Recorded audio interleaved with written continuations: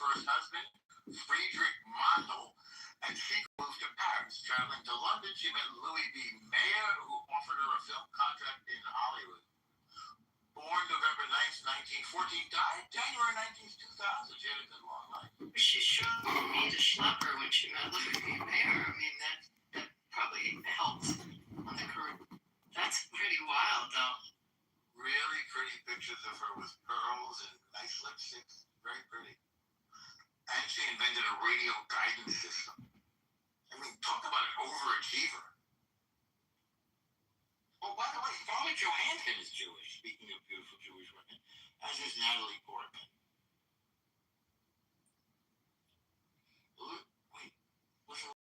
As is Abby and Remy and Mel and not Mel. Yasmin is also Jewish. That's right. Beautiful. Another great beauty. Oh, yeah. I'm not going to know exactly what you look like. Yeah, no, I'm actually really fat, guys, and short. Very ugly. And short, apparently, 4'11".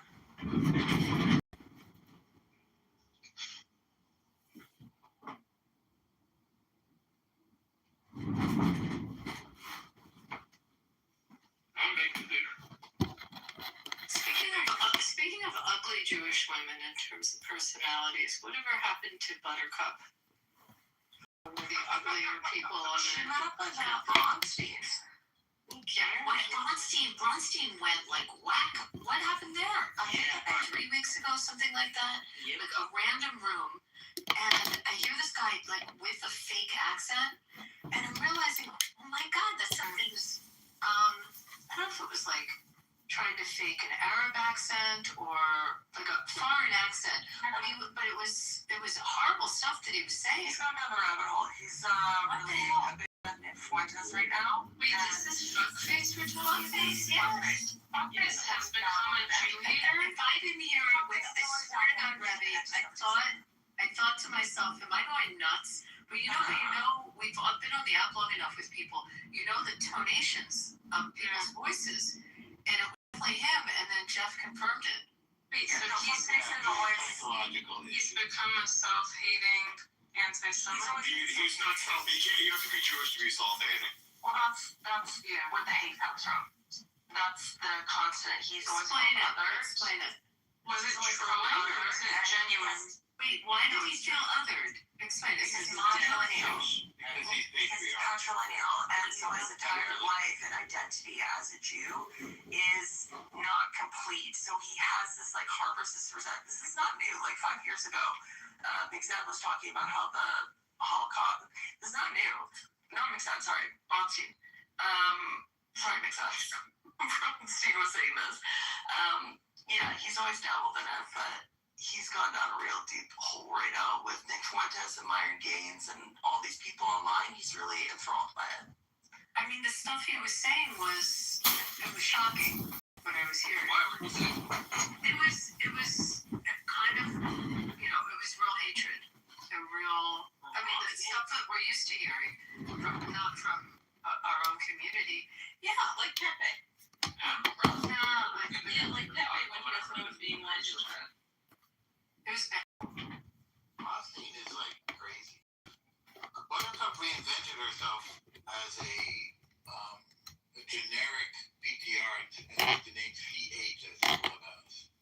I was surprised to see her in one of the hater rooms. Abby, Pepe was in here calling us kikes, so yeah. I don't know how much worse that can get. Yeah, I don't really know how low the bar needs to be. It's very odd, and I get it, there's an entertainment value, but at what cost?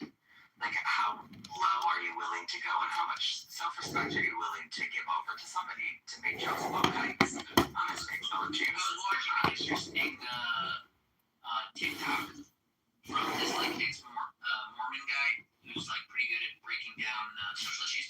He was trying to unpack the recent court ruling about addiction with smartphones.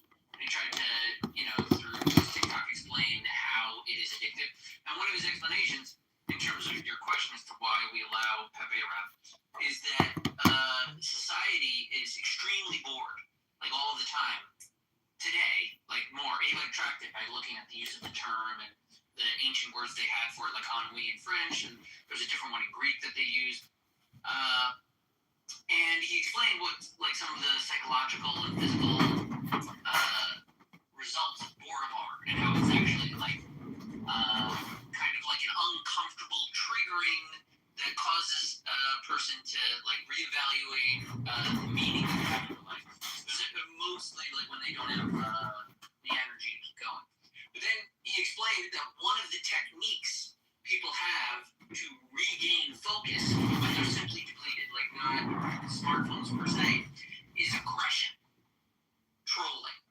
And the internet is particularly useful for that. So like if you happen to be bored and you're trying to entertain yourself, listening to and engaging with someone that you hate is a good way to fuel your interest in continuing and not being bored. So that's why they keep Pepe in.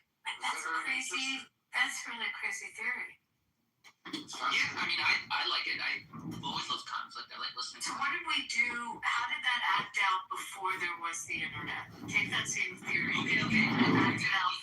He addresses that. He says back before the internet, there are like a few different meaning factors that people have in their life, like family, religion, community, friendship, and he like touches on a couple of them just to play the analogy, and he shows how the style that people had for working and operating together for most of human history was very labor intensive, very community centric, usually very religiously informed, and very friendly. So like they had these techniques that were exhausting them throughout the day, and then they like they didn't have as much boredom. Like boredom would still come. They discussed it, and they criticized it. They thought that it would cause sin because like it was a bad feeling they didn't like. But mostly the boredom increased as we got like wealthier and more comfortable and gave ourselves more options. Right?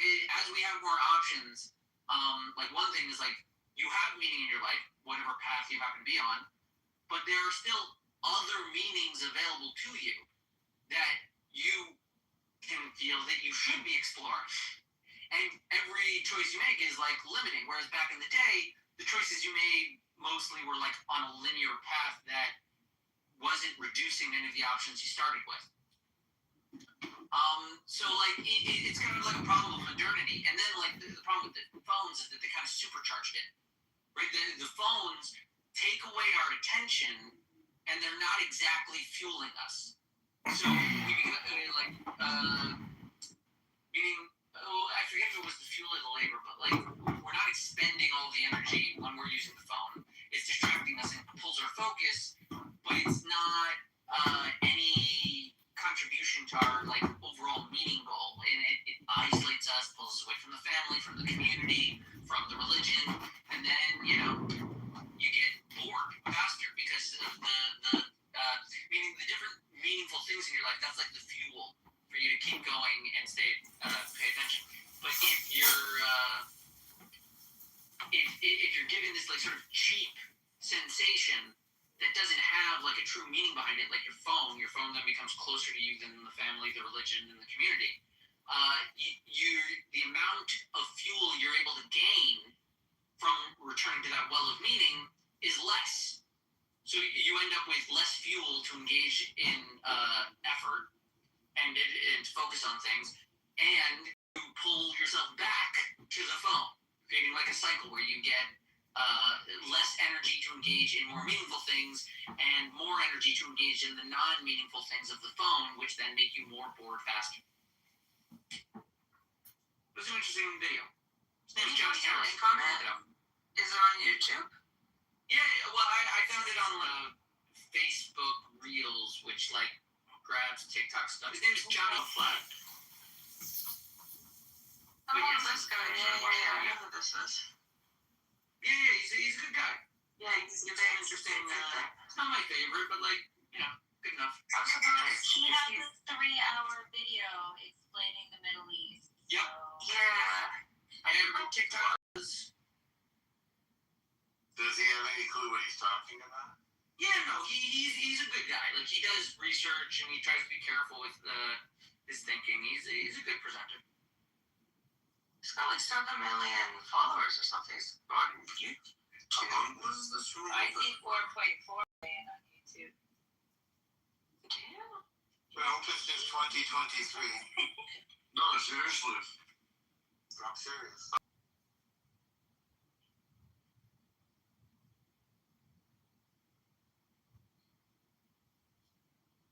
I was EA for a while. I guess you found that entertaining. his production. Exactly. Morgan, was that your first time talking in Gary's room? I guess so. Well, I missed it today. Yeah, Was she- it good to she's- hear? yeah, I mean, I spoke because it was a subject I knew about. It was talking about the SAVE Act and whether it's a good thing or a bad thing.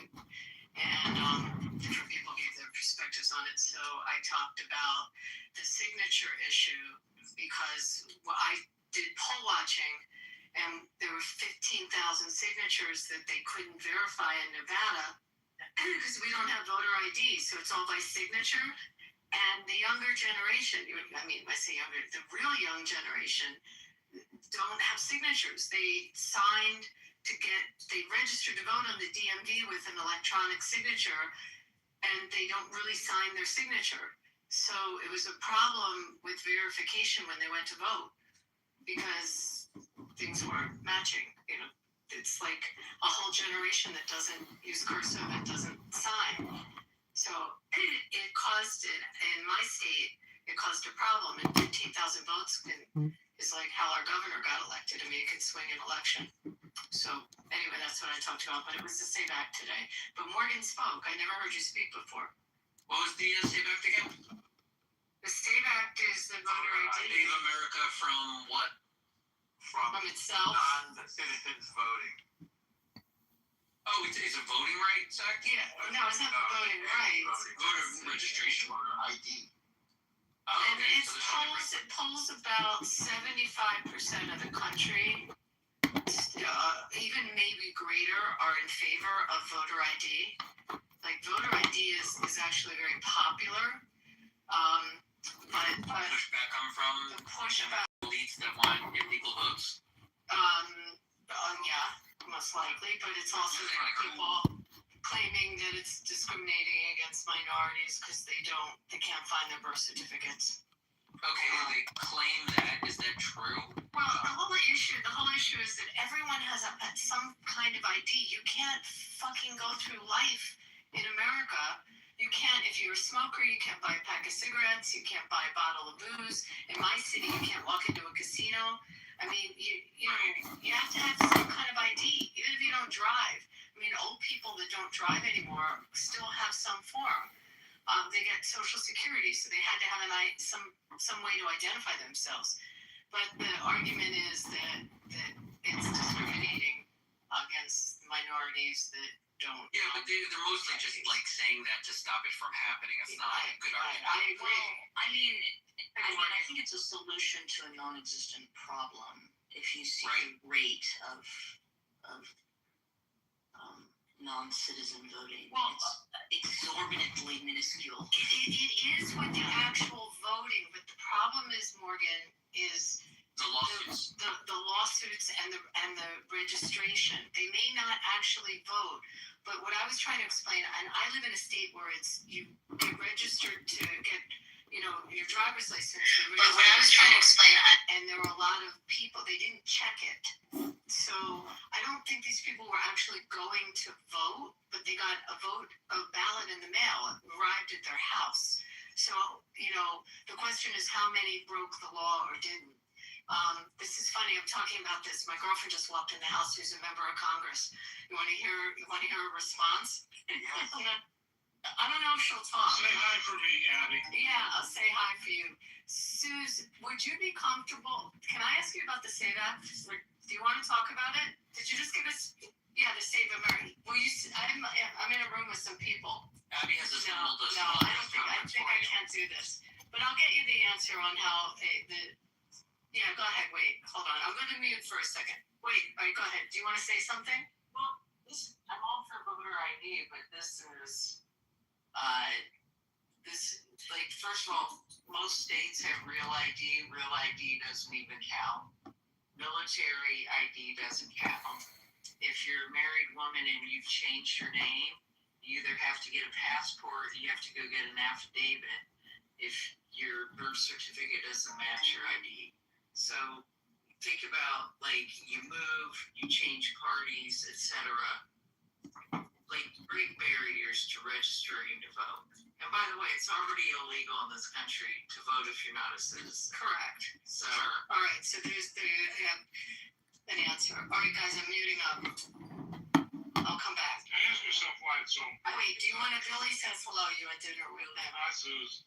I mean, I can tell you why I think it's important. Like, I agree that it's. She wants to. Oh, okay. And anyway, I'm going to mute up for a sec, and then I'll come back in, guys. Like, I don't know what you're talking about. They just said they were going to, I do agree that, unlike the right, I think that they are inventing a problem to solve it, and, like, through that, it's just, like, another way to gerrymander people away from the polls in whatever way they craft the law. And I also think that the other side is, conflating that they're actually trying to destroy all the minorities. Because, like, the way I approach it is exactly the way Billy did. Like, why is it important? Because it's the foundation of the democracy. Like, we should actually have standards. Like, if we're gonna have standards for owning a car, license to car, ability to travel outside of the country, it just seems to me we should also have some regulatory body establishing, yes, these are all of the people, they can all vote, this is how we verify this is the person that voted for that, and thus we have a democracy.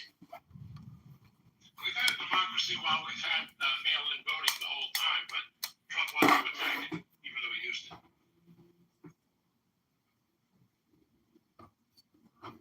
Yeah, I don't care about the hypocrisy of Trump. What happens if Trump is a mouthpiece, he'll say whatever. What happens if Trump used it and saw how stupid it is and how damaging it is? Again, I don't care. He can be a hypocrite. He's able to use it. I don't care. He can be a hypocrite. But also, that's different from voter ID. That was mail-in voting, which is different. Voter ID is simply saying that, like, you would have regulation, some regulatory body checking all the voters and confirming, which would really be cutting off what I think is the real issue, is all of the endless lawsuits after important elections. No, I sue you. Those votes are not good. We're going to open them up again. And then I'm going to appeal that decision. And then the Supreme Court's going to say George Bush is the president. Congratulations. I'm lost. I have a complaint. This is random. My complaint is there are too many data centers, and there will only be more, and that sucks. Anyone have anything to say about that? Well, if you have to pay for their electricity, you're right, that sucks. Why do you say there are too many?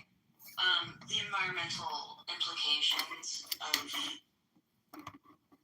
building data centers, whether that is on the surface of land or it's an ODB, an orbital data center, where they launch like miniature satellites that facilitate like. They're building data centers now at the bottom of the ocean to keep cool. So I think, if I understand you The correctly. environmental implications is the main concern, and it's Okay, so it's not so much too many data centers, it's saying too much environmental impact from the data centers. caused by the total amount of data centers. Right, but like if I develop technology X that turns the like environmental damages down to zero, you have zero objections to infinite data centers. I guess what I'm saying that now, I guess I would say the classical, in terms of classical computation, And you are don't, you saying that they're going to shrink and the infrastructure is going to be built? and you don't want to share No, electric bills. I'm not posing anything. I'm more trying to isolate your main concern, which seems like the environmental impact. And I gave that as a hypothetical, like, because innovations happen. They develop some amazing, like, environmental impact down to zero, or maybe even, let's say, net positive. Let's go crazy, right? If they do that, then you're saying you have no concerns. Meaning you're not against data centers, you're against environmental impacts. Yes, I guess, but that's kind of skewed. But I guess, yes. I'm not saying, meaning, the essence of your objection. I agree with you that The technology is important. It's requisite. And there are different could potentially be better. They don't exist. And so for what currently exists today, it's just destroying the environment, right? I hear you. I mean, it's just mining. It's just using more cement, more raw metals, and putting that in ecosystems that exonerate any habitable life, and additionally for humans as well. The biggest obstacle towards people being against Israel or Jews is if Jews make themselves like hard to not like. Right. So let me jump in really quick. Let me jump in. One of the things that you would probably agree with me on, like there are things that I hear my quote unquote tribe say that I think do not serve us. For example, no news, like no Jews, no news, right? Like there's a way of it's almost like a backhanded compliment of making us this quote unquote chosen entity that is not helping our cause. If most of our population was comprised mostly of highly impoverished people, it would be a different story. But it's hard for people. There is resentment in a class. There is a resentment toward a class of people who are overrepresented in some areas. And that doesn't mean that they should be targets. By no means am I suggesting that. But I agree. It doesn't make it easy for us to go out and say, poor me, or we're struggling, or we're targets when we see news stories of some of our members, like Jared Kushner or whomever, who are not representing us best. Now, me just saying that alone has a bit of an, I suppose, anti-Semitic flair. It wasn't intended to, but I try to be as much of an outsider as possible because I didn't spend my whole life. I grew up, as you guys know, around in a Jewish community, but I didn't spend my whole adult life there. So I think I don't have a better perspective, but I have a different perspective.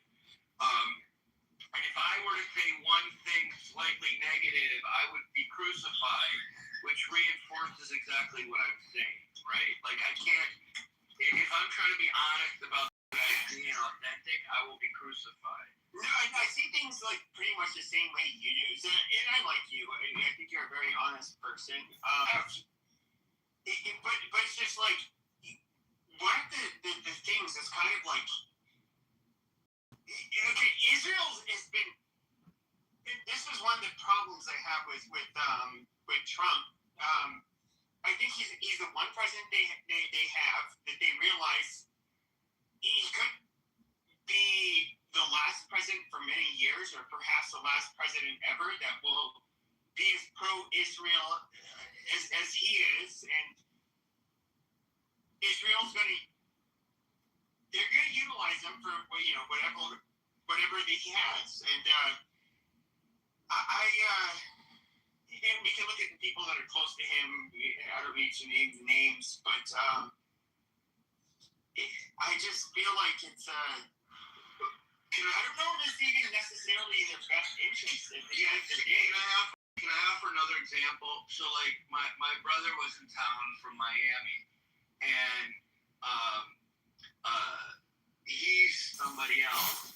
And the way he responded to it, I just talked to him today. It just was part of lunch. We were having lunch, and it was like, oh, that's not good. Like, he didn't take it, like, he didn't jump out of his fucking clothes. I'm not saying that his style is appropriate because he's not necessarily as informed, maybe. But the people that are on Clubhouse are particularly sensitized. And then when you see it in the media being reinforced all the time, we think that it's like this topic number one for everybody. And quite frankly, it's just not. Like, even people in the Jewish community, only the voices that we hear. Like, I'm on Facebook and I see people going nuts out of oh my God, something anti-Semitic, and they flip out. But I think most most Jewish people aren't that engaged, right? And it's this group that's so sensitive that sometimes that's not helping, right?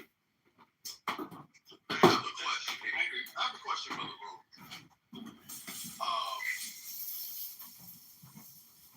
I mean, since we're talking about Trump and shit, right? We understand that TDS is a real thing, right? A lot of us have seen that shit in real time, right? There's no denying TDS exists. Do y'all think IDS is a real thing? Israel derangement syndrome? Well, motherfuckers, that's all they fucking talk about. They can't talk about nothing else. Right? And the reason I ask that question is because the average person, talk to the average person off the internet in real life, they're not talking about fucking Israel. Right? Like, the guy that just goddamn, that he does lawn care. Right? He's not getting off of fucking work and looking at his fucking check or checking his mailbox when he pull up at home and he sees a fucking final notice or some shit on a trash bill he got paid and saying, fucking Israel. I fucking hate Israel. He's not basing all of that shit on fucking, he's not even thinking about goddamn Israel. Or the fucking mechanic that is about to rebuild a fucking transmission and a part doesn't fucking come in on time. He's not gonna blame fucking Israel. No shit like that. Bro, this is just like ridiculous. This is like saying, well, none of your family were on the Epstein list. Well, buddy, You don't know anything. listen to what I'm saying before you Nobody you know was a victim. buddy, listen to my Oh, own no, I point. know what you did. Hey, You're not smart enough to know. please, can you please shut the fuck up while I finish my point? Right. How about you do that then, right? But don't you mean So I'm asking people of the room, do they think that IDS is a real thing when they hear people talk about Israel the way that they do? is it possible that their behavior justifies the response that they get? Adrian, I would say my acronym is ASS, Anti-Semitism Sensitivity Syndrome. Where like you're talking about Explaining. yeah, The difference is, that's important what the gentleman just said is that if Jewish people focused on the anti-Semitism that was far more direct, maybe that would be more helpful, right? But by talking about Israel, it's almost like, well, you let people talk about a proxy issue that is indirectly anti-Semitic, but it doesn't make most sense to most people. So it's like, it's just weird. I'd rather people have the argument about like the outright anti-Semitism that's very direct and targeting Jewish people, because it's like then you can actually have the argument and have the game. But when you bring Israel into it, it really complicates it. Yeah, so like Bima having questions about Lebanon, people being displaced, FAA having concerns about how the war started, me asking questions and then being labeled a Jew hater, that's from that sensitive. Or suggesting that I don't like Catholics. Like, unless someone really knows the history of the region and Catholicism in depth, like it's too abstract. Like, why would I do that? Like, if I want to, like, it's just too confusing. It's too much to tease out in the daily lives of, people who are skimming through the news.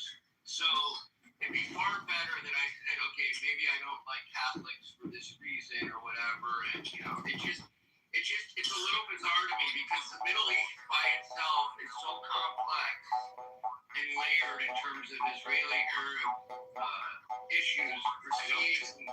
I don't think you can avoid this. You haven't been to synagogue in a while. I'm joking. Being an anti-Semite is not a big song. It just likes Jews. An anti-Semite is someone Jews don't like. Yes or no? Not exactly. Anybody else? Explain What the they don't like is they label them on this. Oh, I see what you're saying. I see what you're saying. Yeah. It's not that somebody who firmly says that they don't like Jews, because as you're saying, you can criticize Israel. Oh my God, you're anti-Semitic, but you do anything whatsoever that's perceived to inhibit of the tribe from doing blood, you're an anti-Semite. Right? Being an anti-Semite. Can I ask a question? You can ask a question. Yes. Yes. What is the word that the Jewish use against other people? Is it goyim? Goyim shit is fucking retarded, dude. I forget the name of the term. So they refer to themselves as goyim, but they also use it's basically saying that goyim is basically like nation or some shit. It means the nation. I thought it was a derogatory nation. term. So in other words, goyim. Hold on. So, okay, can a Jew on the stage like tell me what is the term Jews refer to themselves as when it comes to goyim? There's like a holy. I said a Jew. You're not a Jew. I really want to use it. Are you talking about a slang term, or are you talking about a... No, so like the goyim. And by the way, when Hollywood first fucking started, they would mock themselves. And you know, like terms like, oh, goyim got the gold. And this was like a form of self-flagellation that they would do, where they would make fun of themselves. And fun of it, you know, largely goyim audience. Goy is not an offensive term. They sure seen the way Epstein used it like it was I thought it almost meant maggot. No. This is fucking retarded. It's because you want to see it as a certain way. Like if I thought that they were using it, you know, as a derogatory slur, and look, I use kite, nigger, chink, gook, whatever, bullshit that, you know, I troll and like it. A lot of it's in a comedic and satirical way, but I use these slurs that I don't have a problem with offending people, but when I'm having an actual, like, honest conversation, it's just like, okay, so they have this word, which, there's a word they use before goy to refer to themselves, and goy just means like you're a nation other than men. Okay, and I have one more question. They believe in the same God as in the Bible, correct? Or not? We are here in the United States has the top tier in terms of technology and weapons manufacturing, and I understand that there was or is, I don't know, you know, the Treaty of Non-Proliferation for nuclear weapons. I don't understand why that couldn't be expanded to missiles or interballistic missiles. And I know I don't know anything about the complex geopolitical stature of every country working together, but if you don't have the supply, it's kind of hard to implement anything. But I just think that's just my take on it.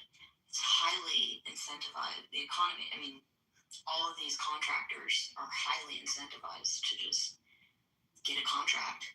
I mean, there are people that's their only job. Anyway, I digress.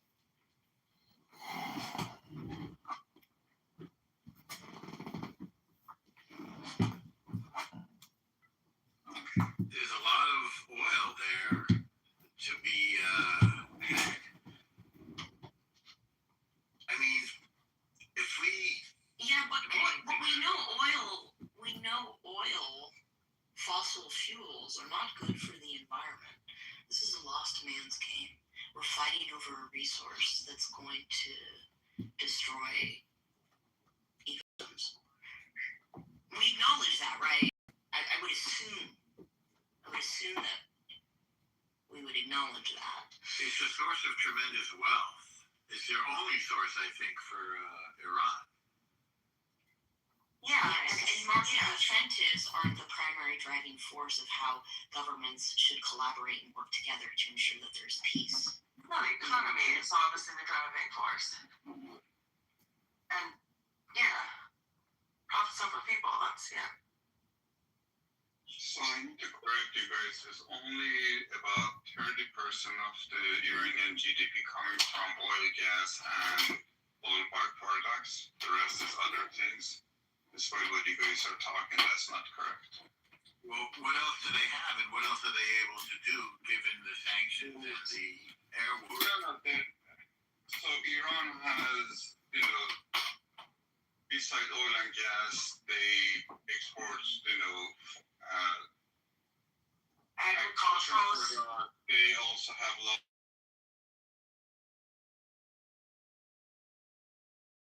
Second largest pistachio exporters. Yeah, and they do copper and fertilizers like urea and stuff, and minerals for agricultural products. So like all the commercial growing.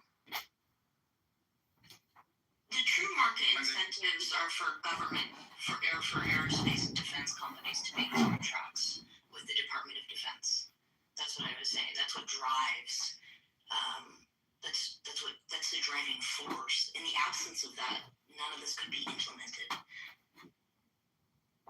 There should be a non-proliferation treaty, not just for nuclear weapons, but also for ballistic missiles or anything in that category.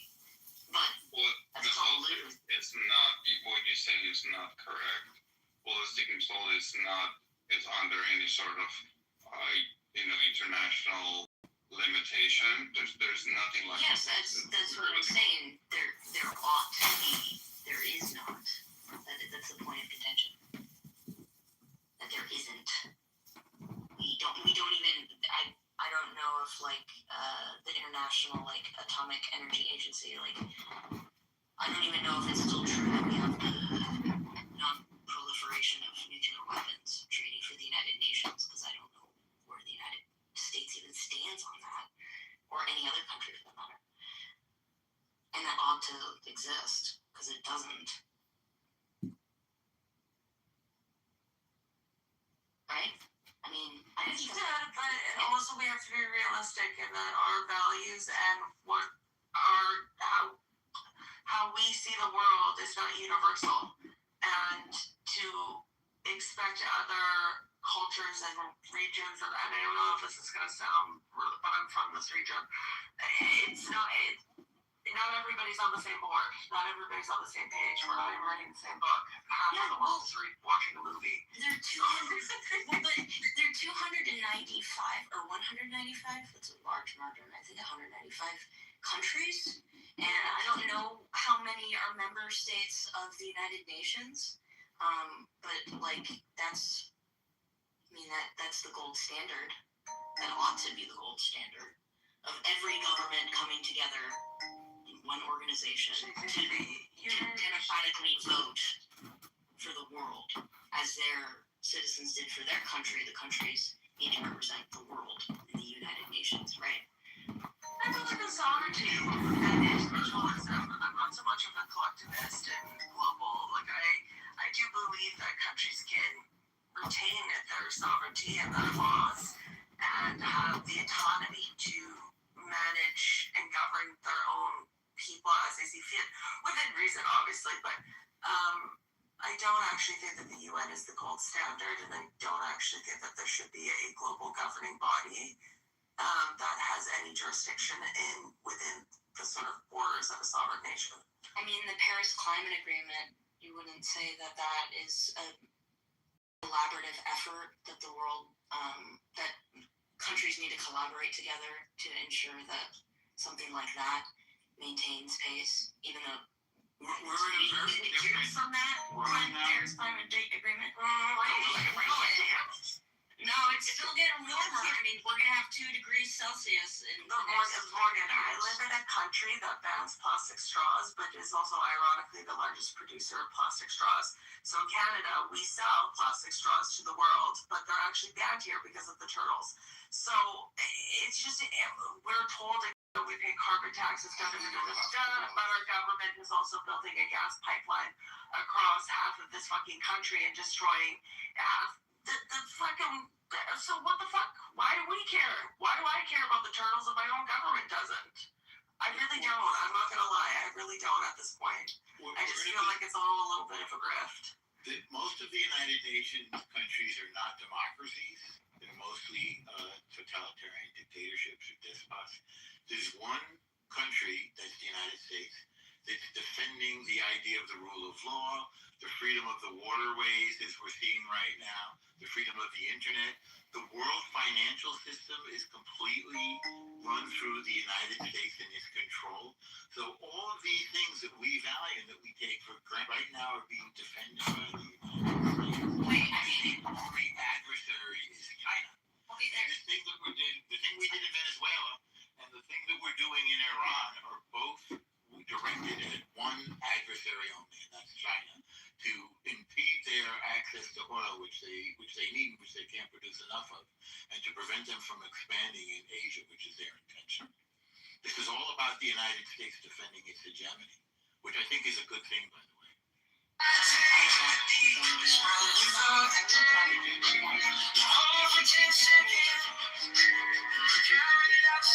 I see. Okay. Esoteric. I guess my standards a little low.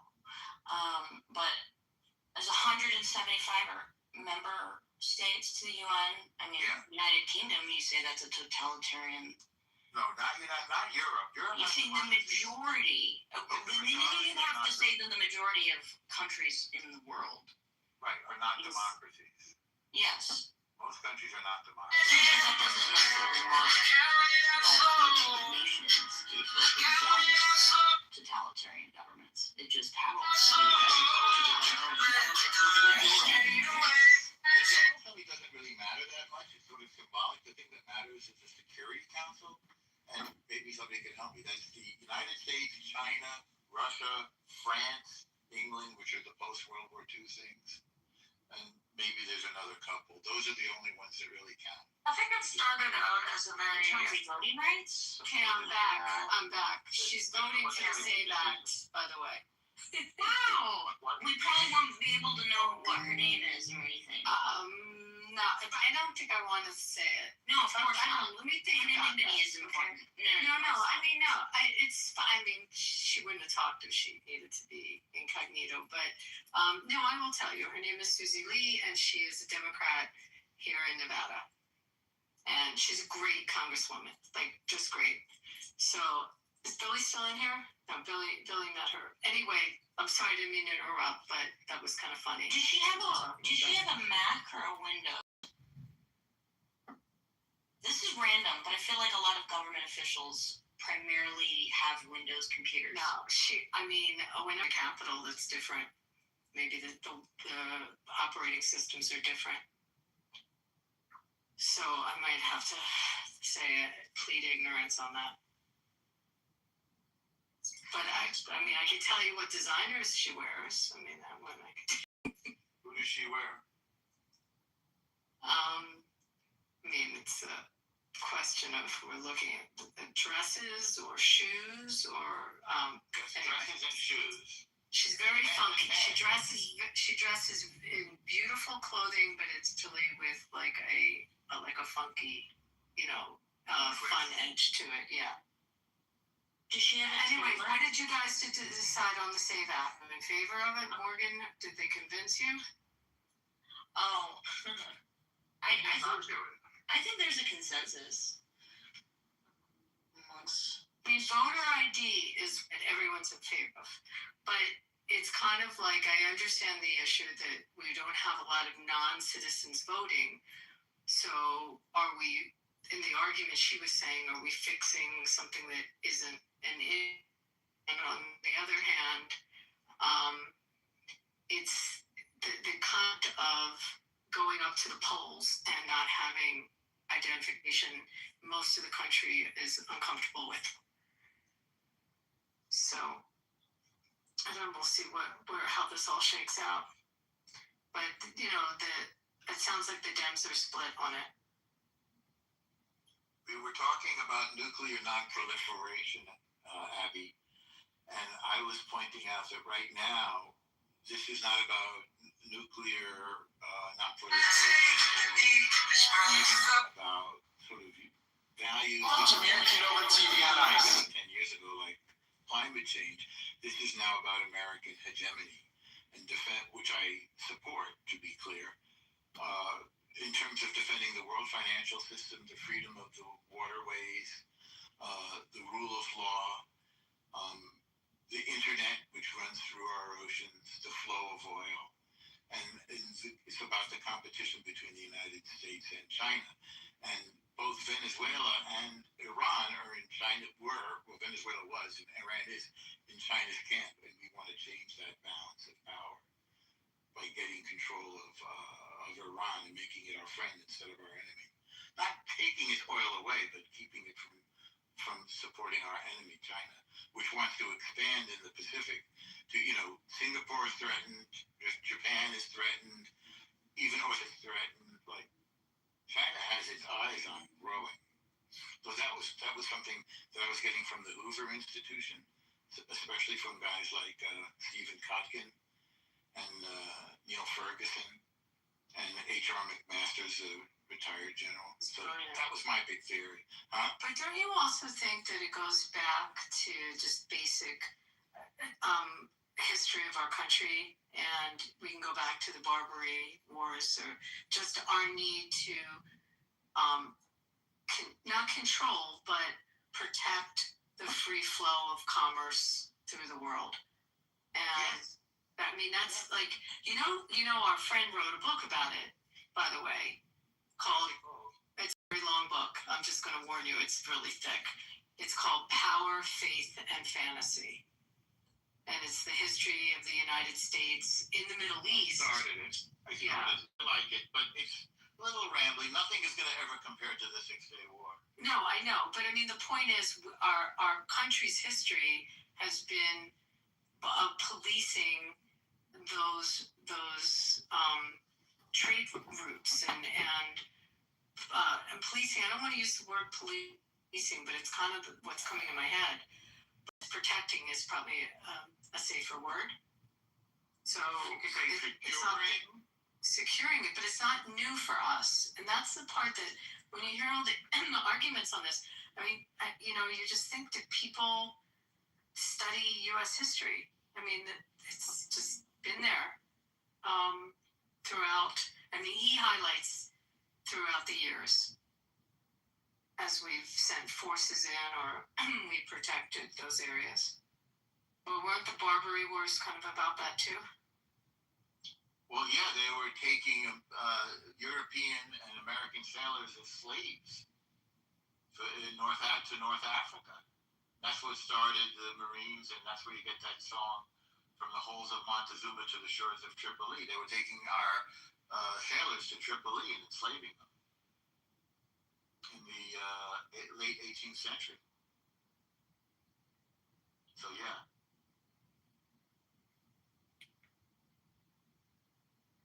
So that's my theory, though. This is about American hegemony and control of oil.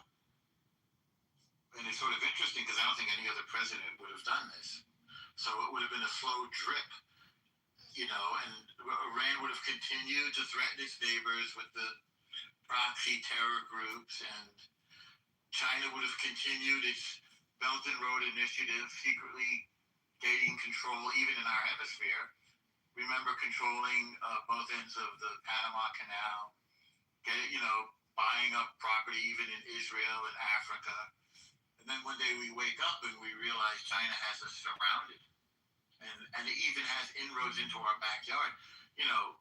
There's another diplomat that we hang out with sometimes, whose name is Yoram Ettinger, who knows quite a bit about how Hezbollah is collaborating with the Mexican drug cartels and building tunnels under the border with Mexico, and Venezuela was helping them. I mean, the enemy was at our back door, and we were sort of not talking about it. This is not conspiracy theory or alarmism. This is true. People don't want to believe it or hear it. But it's also looking at the control of, when you look at the control of the waterways and the ports that are being built and controlled by China throughout North Africa and the Middle East and around the world. And by the way, I mean, this was something I heard Marsha Blackburn do a speech about, that there's that fear that Chinese companies were managing our ports, like Long Beach, California, that huge port. The company that was running management there was Chinese. So they were, I don't know if they passed legislation, but she was talking about introducing legislation to halt the Chinese companies from managing U.S. ports. To the same extent, there was a question around military facilities that were buying up land. I don't know if you're following that. I remember hearing that, yeah. Yeah, but they have a lot of control of ports around the world. Yeah. And that's a problem. It's an issue. It's an issue, but it's a problem in the U.S. for them to be managing our ports here. Yes. To buying up our land. It's weird, again, that it took somebody as forthright as Trump, and Rubio really seems to be on board with this. Like, he gets it so fast. He's like a natural for this, that we have to reverse a lot of these trends. And now is the time. So we talked a couple of weeks ago about the reasons, and if you remember, I mentioned about China need about 16 million barrels a day, and we provide about 1.9 million barrels a day export to China.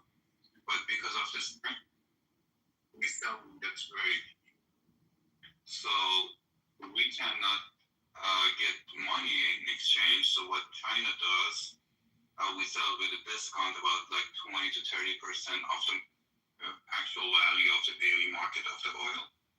And they provide us credit. In return, we go and buy Chinese junk. We import it. On top of that, we have to use Chinese vessels to import it back to Iran.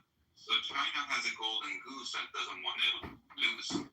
So for Trump, it makes sense to cut China and from Iranian oils and make doing business for China more expensive. Because if you compare it with 400,000 barrels of oil that Venezuela was selling them, at the time was selling for $30.50 when the oil was trading about $45. So it's the same scenario with us as well. So that's one part of it, but it's not a one-dimensional, just that he's playing. It's also securing Israel is the other part of it. But the biggest thing is cutting China and doing business for China more expensive. Maybe I'm just interjecting. Maybe I'm just a pacifist, which is radical. But in 1941, 2,200 service members died at Pearl Harbor. If you read in history books, and then 9/11, 2,800 Americans die. We go and kill 3.5 million Japanese. And then we go and kill about 400,000 people in Iraq and Afghanistan. That's preposterous. And I can't imagine how you would feel if another country's military came to your land and occupied it and policed it on your behalf. Morgan, your numbers are off. Your numbers are way off. World War II, We got a Muslim on board. She seems really stupid. Yeah, like more. I'm sorry. I'm sorry. I shouldn't have said anything. No. I'm just going to help you with this. World War II, the amount of people that died in World War II is 11 million? Someone help me on my number there. Maybe 12 million total in World War II. And so we killed 200,000 Japanese in Nagasaki, Hiroshima to end the war. And how many? I don't know who's doing the cricket sound, but like that's so uncool. Must be great. So the total Japanese estimate that I can cite is not 2 to 3.5 million. It is larger than that or smaller than No, that? I'm saying the total in World War II of deaths during that war. You have to add all that up, and then I mean, to say, well, why did we kill this many? Why did this many people die? You're not realizing how many people actually died in that war. How many the Germans killed? I mean, in the camps alone, probably. I mean, there's probably 8 million died in the camps. Norm probably knows the number better than I do on that. I mean, you total all of that up, and had we not done anything. Oh, I'm sorry. So the United States is not responsible for the amount of deaths, casualties that have occurred. And Absolutely. That's Why would that's we're not on right. the? Well, I mean, first of all, my father fought in World War II against the Japanese in the Solomon Islands. So I mean, I've heard it my whole life growing up. They attacked us. They attacked us on our soil, and their intent, what the Japanese intent was and had they won, or what the German intent was, and had Hitler continued his path, I mean, we stopped it. So yes, there's a cost, the casualty cost, but the other side of that, could you imagine what the world? Who knows if we even have a world? If the Japanese quote unquote won. If the Imperial Japanese, yes, and if Hitler had continued to go throughout Europe and through North Africa or through Africa and through the Middle East, I mean, his intent, his path was pretty clear. I mean, I just don't understand why. I don't believe that. You don't believe Hitler would have? I mean, maybe I'm not very antiquated with the 40s, but You're in college, right? And you're in college still? Did you take US history? Did you take American history or world history? Just take a world history course. Yeah, but in Iraq and Afghanistan, that as well. I mean, I just don't believe that I don't believe in eye for an eye. Okay, so Iraq, we were living with the world was living with the venomous evil of Saddam Hussein for 22 years. How many years did he just threaten the world, and we had to deal with, all of his evil? So you can say, well, Iraq didn't make sense to you, but Saddam Hussein was a threat. He shot Scud missiles just as we're seeing the ballistic missiles going now. I mean, he tortured his people and other nations. There is some evil actors that have happened throughout world history. Yeah, that's an individual, but you're saying there's a group Abby, and hold on of one people. second for you, Abby. I'm going to sleep. Okay. I'm modding you up. Shut it down. Once you're done, you're responsible for Got this. Yallah. Good night. Yalla. Yallah. I'm sorry. I apologize. It was good talking with you, Rafi. Assistant Base Officer, I don't see you, Rafi. Cheers, guys. I apologize. I don't appreciate being stupid, although I didn't call you stupid. I'm not calling you stupid. I'm telling you that someone else did. I think it's really helpful. I separated because of just ethical concerns. I just couldn't do it, and I have family in Damascus, Syria. Oh, how about Okay, well, but okay. chemical weapons on his own people? First of all, weirdly so, my grandmother and my grandfather, they supported him for some reason. Okay, but and okay, as contentious as that is, but regardless, what country would you designate to come to take any of our presidents that they deem as They have. They have tried. They just tried. Iran had an assassination plot against our president and against our members of our cabinet and against our ambassadors and ambassadors from other nations. I mean, we've foiled how many assassination attempts that they had as a foreign government against our president. So yes, it just happened just in our lifetime in the last year. So okay, well, I'm just trying to say, whatever the solution is you want to say in terms of legislation, public policy, in terms of geopolitical whatever, minimizing civilian casualties or just minimizing casualties in general should be the number one point of concern. And I don't think that what would you have done in Syria, Morgan? What would you have done in Syria? Or you guys want to just talk to each other? Go ahead. You can go right ahead. I'm actually. It's not You get a chance to talk while you guys going non-stop, so I'm just. We weren't actually talking about Iran right now, although the rooms have all been about Iran. Actually, Morgan was talking about other countries. I was just talking about the U.S. military-industrial complex, Lockheed Martin, and the entire force behind the United States military and how extremely large it is. And, maybe if it's, Morgan, I hear you. I hear you. But as a Jewish person, God bless the U.S. military complex. And God bless the U.S. military for shutting down Hitler and shutting down the annihilation of an entire ethnicity and religion.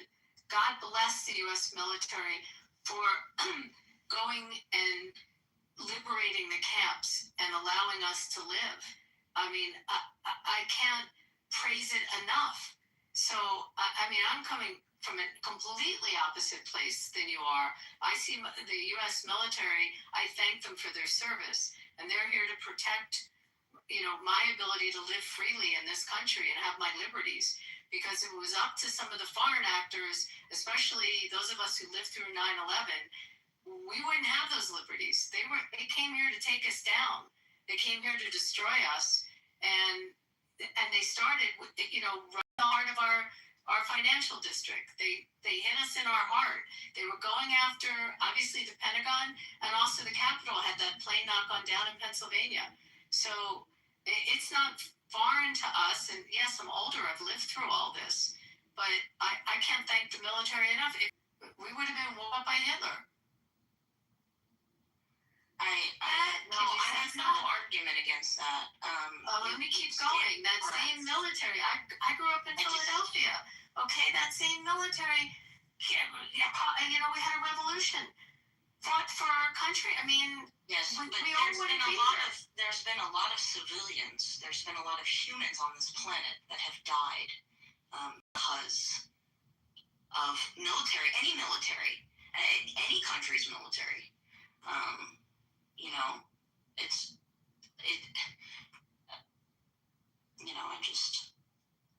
I think not partaking in. Well, how do you not partake when they want to kill you? I have never had anyone want to kill me. Well, we have. In terms of Morgan, I'm really happy for you because from what you say, I understand that you have never ever lived under tyranny for even one day. That's why you're saying those things, because you have never ever experienced it. I'm an Iranian. I've lived under that kind of government. Sorry. So what you're saying when you talk about some monster like Bashar Assad, I didn't say he's a monster.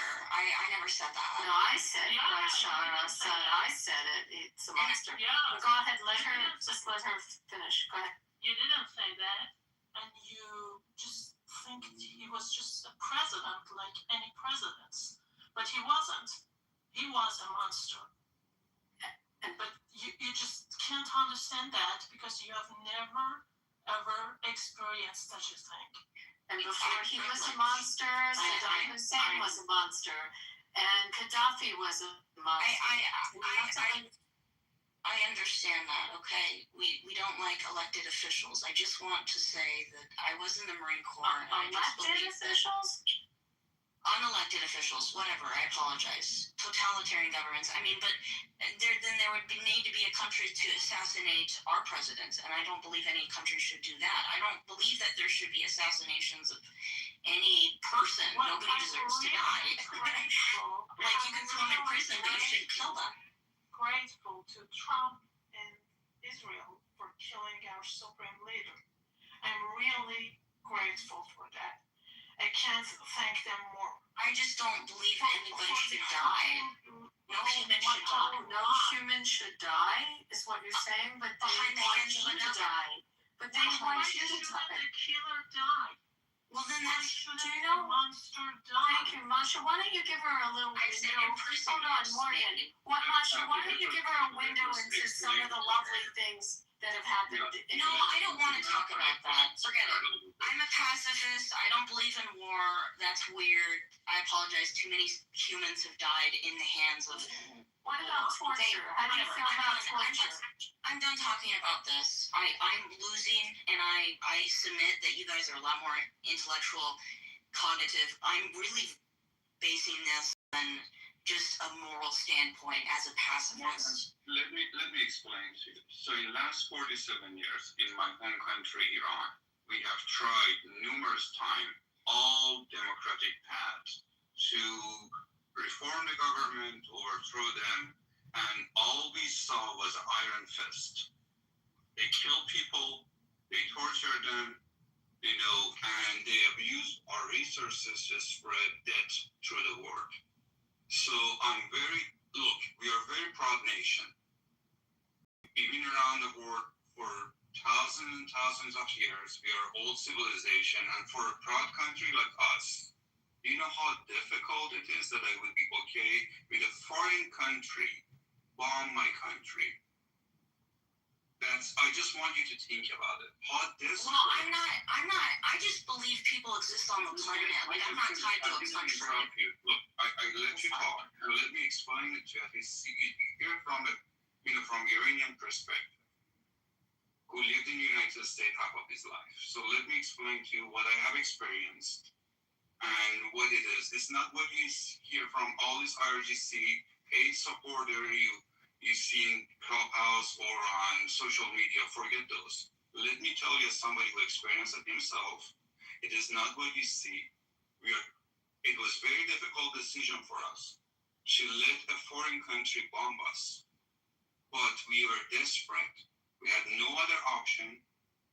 We had a peaceful demonstration 2 months ago, and they killed somewhere between 15 to 40 something thousand people. We don't know the exact number because there's no free press in Iran.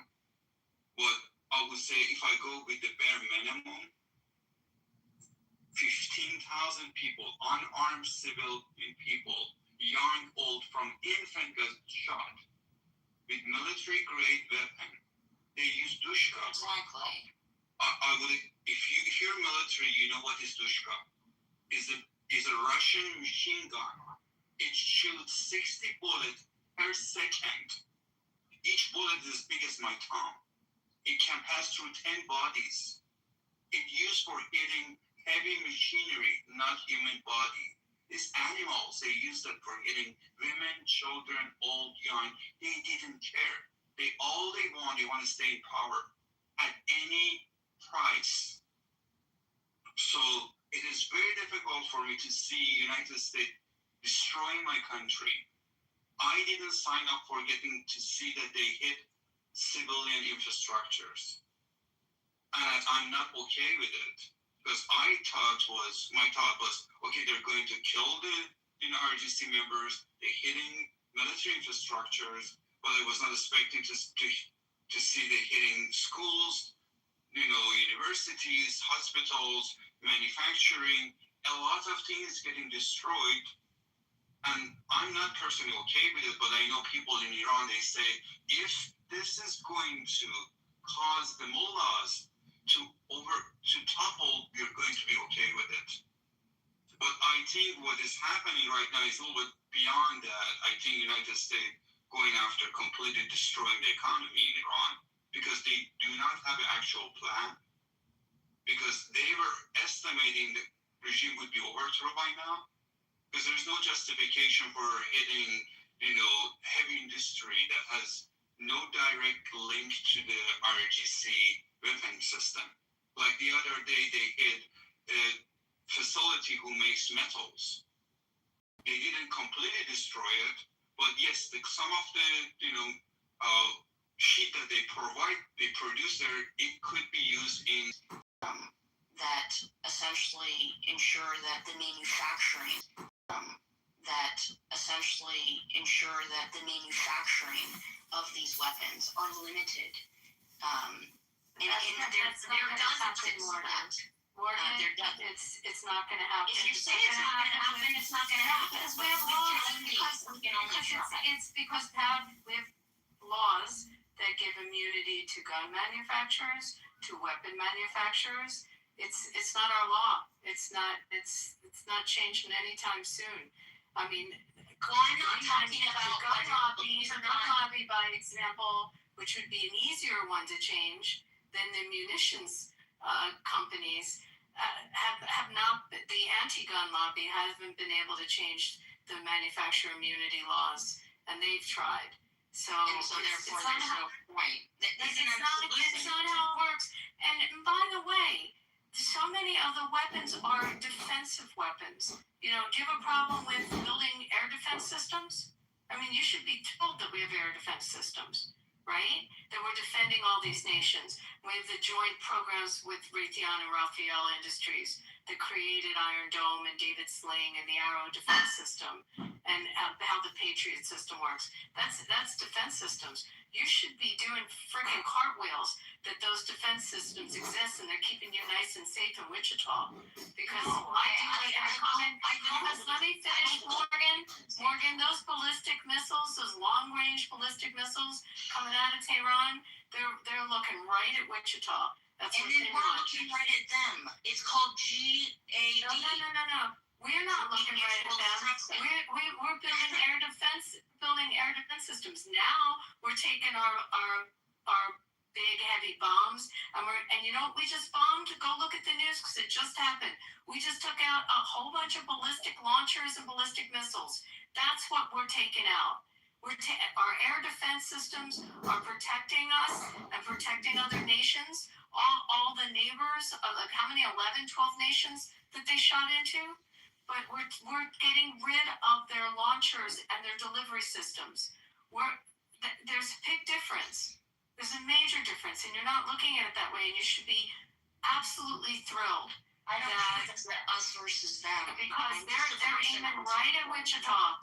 If they could, they'd take out middle America so fast. And long-range missiles, that's what you should be concerned with. But the missiles were manufactured here. No, they weren't. They were manufactured in There's Russia. all other countries as well, but a lot of them. But they're not shooting. They're not shooting U.S. missiles. Masha, you want to help me on this, please? Yeah, Morgan, I wonder, does the U.S. use its weapons against its own people? Have they ever shot you in your streets? Have they slaughtered you? Have they tortured you and raped you for just having some opinions against them? No, but they have to other people. Who in the government have been tortured and butchered in the United States? You can see the When is the U.S. government? She asked you a question. I'm going to help her with her question. When is the U.S. government taken a group of citizens in the United States in your lifetime and done that to them because they disagree with the United States? Okay, Black people is not my lifetime, and every African American was. Every African American? Whatever you want to say. African American right now in your lifetime having an opinion against the United States, that's what's happening to them? Come on, Morgan. You're smart as you understand what you're also disenfranchise Black very people. disingenuous to Masha, who's lived through a system. Morgan, it is kind of insulting, by making such comparisons. You're insulting the pain of like millions of people. I didn't know that. I just want less weapons to exist on this planet. That's all I Let me want. finish. You're making like a few black people that lost their lives in the U.S. You are trying to make it equal with slaughtering 40,000 people in 48 hours and make it sound the same. It's like you're just devaluing the lives of Iranian people. By I apologize. I apologize. It's actually assumed. I just believe that there should be less weapons that exist on the planet. Well, we And would maybe love that there should be more weapons. So why don't we work together to decrease the amount of weapons? Decrease the amount It's of a people. great idea. Why don't you go talk to the mullahs and tell them that? Okay? That's a great idea. But I mean, if we could have sat down with Hitler and asked him to stop exterminating us, that would have been great too. But it doesn't work that way. So you have to have defensive weapons.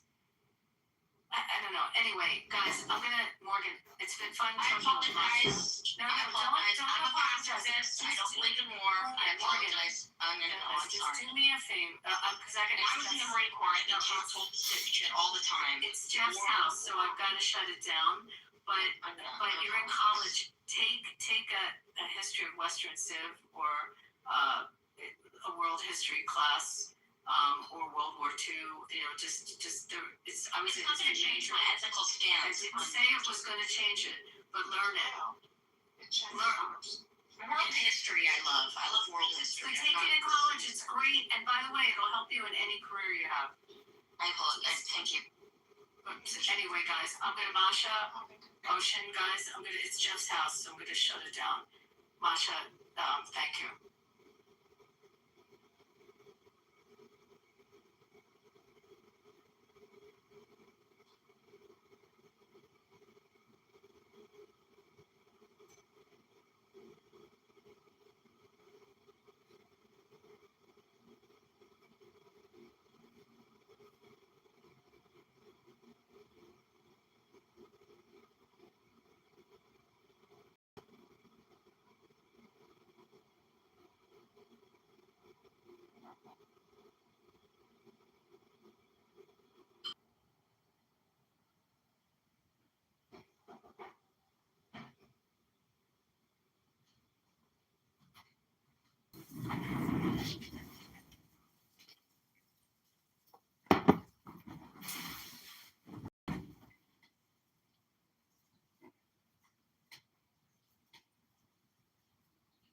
Are you scared of me?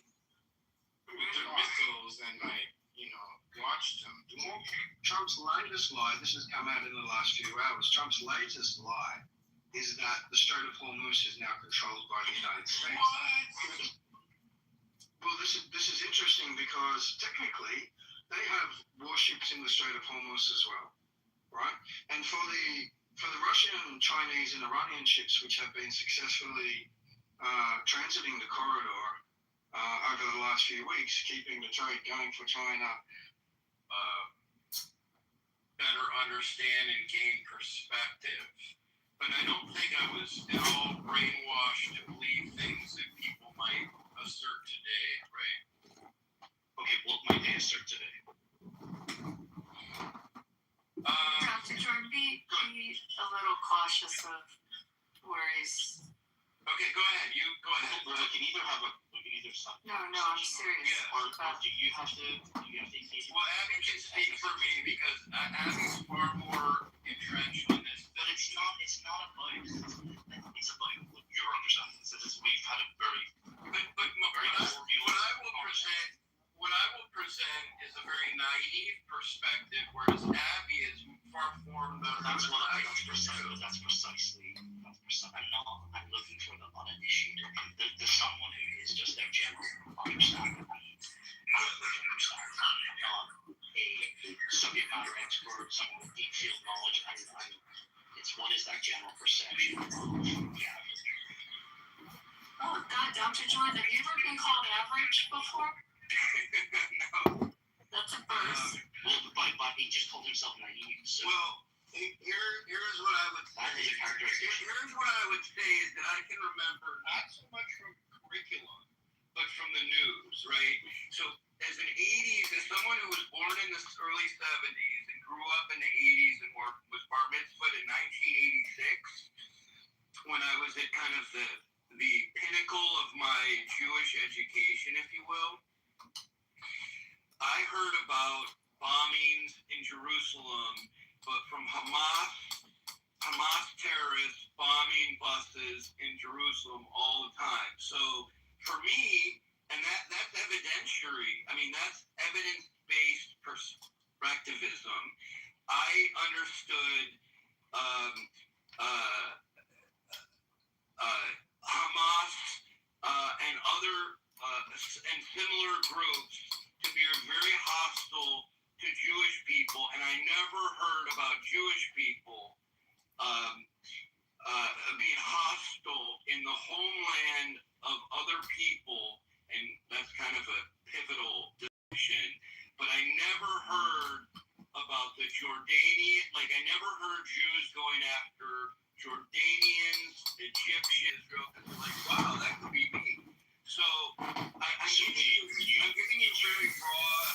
So did you say a Jewish population, a radical act has perpetrated incidental but important crimes, right? But by and large, weighing the evidence, it's like saying to me, do most school shootings happen in public schools or private schools? And without knowing for sure, my guess is public schools. And maybe this is a poor analogy, but that model comes to mind where I'm thinking I'm probably safer in a private school. I'm not 100% safe. But when I think about being a Jew in an Arab state versus an Arab in a Jewish state, I think we, by and large, favor Arabs in a Jewish state. And when you talk about the only democracy in the Middle East, even though there are political issues, go ahead. this is how it is. I'm not having you speak for me. It's not true. No, he's trying to trick you. That's where he's going. Of course. He totally is. What's the Dr. Jordan, I can hear it, and I can tell by the questions. Well, you know, we've been having like a conversation. Yeah, like I can pick it up. Like I kind of know how to pick up stuff like that. So tell me then, what am I going to say next? Since you know I'm taking. No, I'm not. I'll let you ask all the questions because you are the interrogator. Now you're obstructing. I'm not obstructing People having anything. a perfectly. No, well then, what are you doing at all? Oh, I don't know. What was your next question? What were you doing interrupting? Perfectly. I don't know. I came in to say hello to Matt and Beaver and congratulate them on their new house. You didn't actually say hello to them. Well, that's why I came up on stage, guys. This is great. Thank you very much. Everyone needs to follow it and cash in their pink tickets. Please do. Thank you. I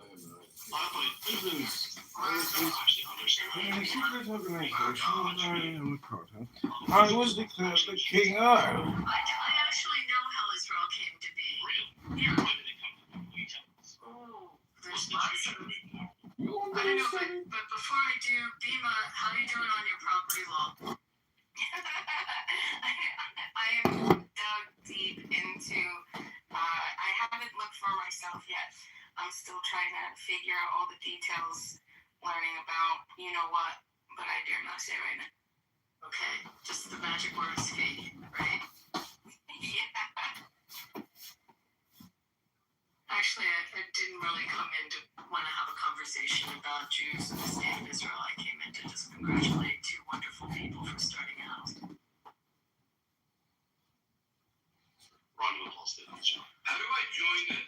Where's the button to join the group? Dr. Jordan, with how many advanced degrees? Do you know how to deal with the pink ticket? How do you not? I don't. All you do is you go up top, you see the President Trump, the actual name up there in Jordan. Yeah. And you click on that and you'll see join house. Or wait a minute. Something like that. And now he took me to this shack. Let me see. I'll put it in this guy. Keep him right. Hold on. Before, just wait your turn. We'll let you get it. Like me, which way? On the back side, back doors.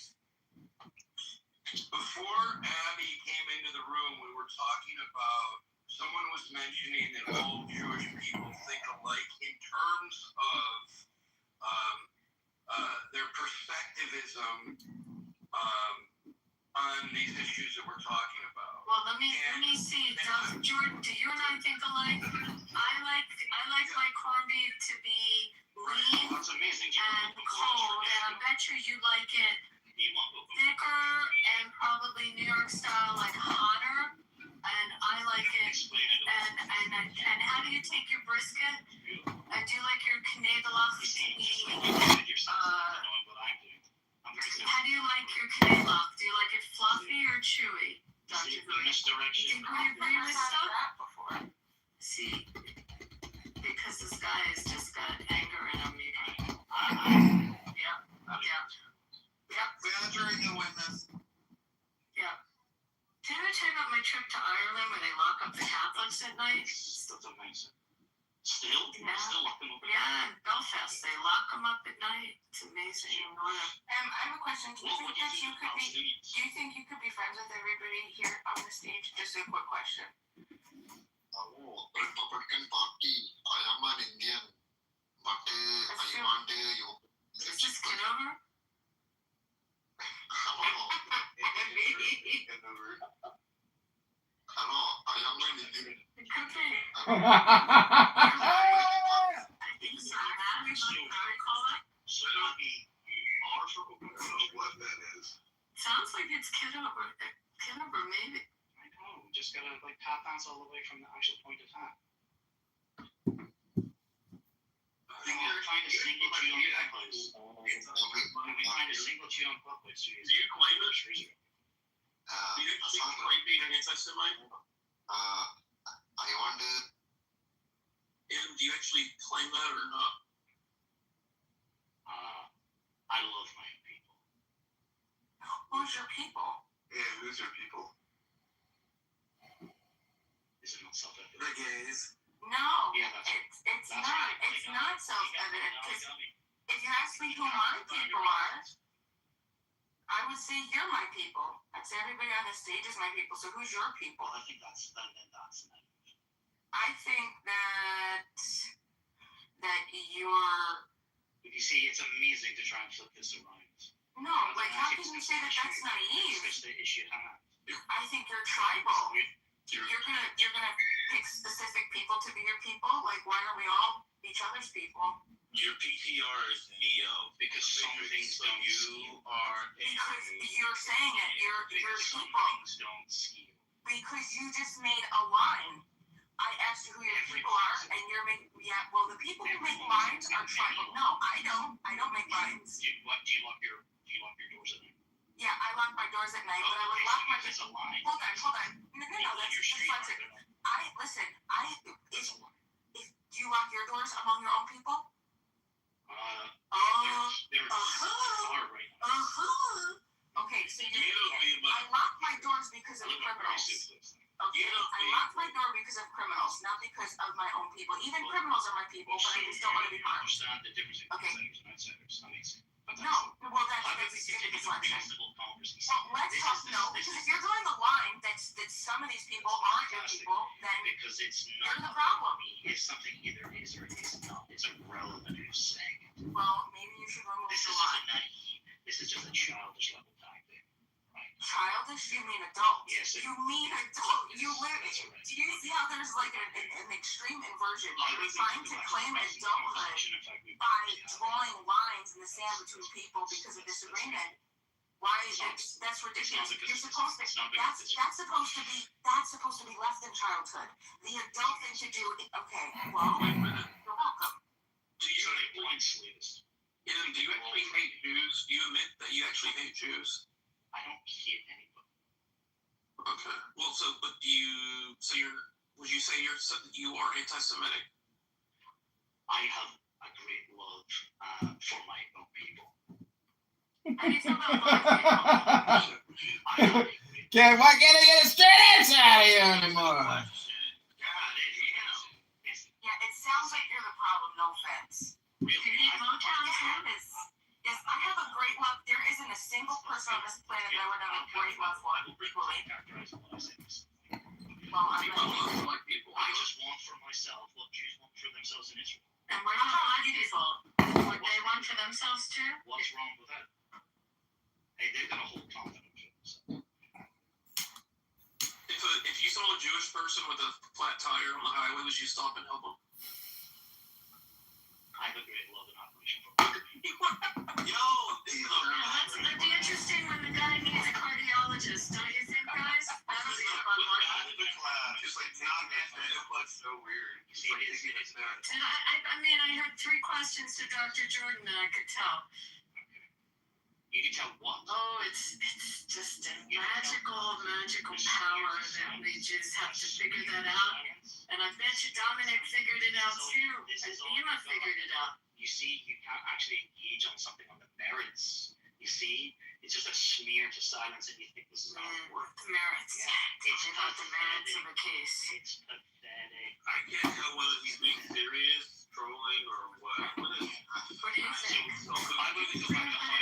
Put an emoji, So put a 1 in the chat if you think. Which Jew? I think he's trolling. Which Jew here advocates for open borders for Israel? Anybody? Well, if I was a Jew, I would. What's an open border? That wouldn't be very smart. Yeah, what's an open I border? look in the chat. It's the thing that 1,500 rabbis Who are those rabbis? Do they have smichut? Are those rabbis with smichut? Hey, I don't know. Do you know? So maybe they're not rabbis. Who the hell knows who they are? They're self-appointed rabbis. But does that matter? Do they run the politics of a foreign nation? Oh, okay. Do they? Do they decide the decisions of a foreign nation from some synagogue in Wichita, Kansas? Do you think so? Yeah, well, you want to argue on the merits, bozo? Yeah, go lock up your Catholics like you do over there, right? I think we'd be more inclined to listen to your plights if you let us know that we're all elementary school. Let's go back to that flat tire on the road. I didn't If hear you else give in us that you have the capability of let's see, who else does he probably hate? You see, they want to talk over you. It was founded in terrorism. How did they get their country? It was British, not in IRA. How did they IRA. You see, they're going to explain it away. They're going to talk about something else. Whataboutism. How'd we get our country, bozo? British. Paul Revere, what was he? What was Paul Revere, honey? Whataboutism. Explain Yeah, it away. well, you're talking to a group of Americans that love their nation. So you want to go pick on Ben Franklin too? They can never talk about this topic. Speaking of which, have you guys been to the History of the American Revolution Museum? Yes, it's a great museum. Isn't that a great museum? Country was founded in Speaking of those terrorist leaders went. Was Paul Revere a terrorist? What do you think? No, he was not. Was Ben Franklin a terrorist? No, well, And this is why he did. No, it's because we're on the defense, and I think we all know how the country was founded, right? How you have to meet that people. I agree with you. Why do we have Europeans in the room? Why? Who invited you? Do I have that cancer to talk about cancer? Why do we have Europeans in there? That's such a retarded point. You understand that? Yeah. Okay. Amazing. I just have to let you know, though, which is interesting. I generally take your position, and I agree with you on what you're trying to talk about. But I gotta say, when you take this approach, it's like it makes me think like, geez, I take this approach. I want a perfectly reasonable conversation with an individual. There's a lot of Aspergery people. Please show pity for the maybe people that's with true. Who are you talking? You're talking to Stumberdink? Yes, we were having a perfectly cordial conversation until someone couldn't have that cordial conversation happening. I represent him. I represent him. He pays me by the hour. Right? That my question is Stumberdink. Are you still on the phone? It's just for hire. Yeah, I am for hire. Gotcha. And then you can't afford. Why did he change his name to Stumberdink? Because Plus, he likes Engelbert Humperdinck. Do you know who that singer was? Oh yeah. It's okay. Just He's released me. No, we're trying to get him. I think he's on the phone right now. The best people on earth. We're the most. Okay, do me a favor, Evan. No, we don't think that. We don't think that. The most. That's what they say. They're the most immoral and ethical army on earth, right? Military groups. I mean, like, we make mistakes. Everybody makes We mistakes. make mistakes. Yeah, everybody makes mistakes. This is literally like. Well, it's difficult when you're dealing with a collective, though, and you got a lot of people, right? How many millions of people are in the United States, right? We're trying to. Talking about the United States. Oh, what were we talking about? Who were we talking about? The Americans. We're talking about the finding of the very country that's of modern day Israel. Why do you need to talk about Israel? Well, why? Because we were having a conversation. How do you feel about Jewish people, though, Em? Yeah, we're gonna do a different conversation. Yeah. What channel? Go for it, Em, you didn't off mute this whole time. Can you go on mute? Let me see you go on mute there, buddy. Okay. Can you enjoy the juice love? Enjoy the juice love. Okay, that's what I thought. He was out. The minute he realized that someone was actually gonna control him, he ran. What do you guys think of Trump's new library that he's looking at? I don't know if anybody saw this. Yeah. It was. Yeah, that was. Compared to Obama's, it's night and day, isn't it? Yeah. I just missed the memo on it. Tell me about it. Well, I'll post in the queue. Let me find the link real quick. It's in Miami. Barry Trump posted up. It's in Miami or in Palm Beach? I think it's in Miami, but I could be wrong. Eric Trump is the smartest or the dumbest son of the. I think I mean everyone has their favorite on that one. I like him better than Don Jr., but I don't know. Do you guys like Don Jr. better? That was the great year. They're all dumb. I don't think they're fucking idiots. They're not dumb. They actually went to pretty good universities, but Ivanka's very, very smart. Also, by the way. I have a link here. I'll get it. That's why she doesn't like her brother. So when did that happen? She's the smart one, and they're all dumb. When did she come out and say she doesn't like her brothers? I didn't read that. By the way, what makes someone dumb? I'm not following your logic. What makes them dumb, by the way? Dominic? What makes someone dumb? What kind of question? Yeah. Well, I mean, you obviously have evidence that they're dumb. I mean, yes. Can you let me know what it is? We start listing things that they've done that's dumb. I don't. Yeah. Like, what is that? What's dumb? Like, is the degree from University of Pennsylvania indicative of dumb? No, you don't. Just because you have a college degree, Not any college, is it now? Excuse me? It's not any college now, is it?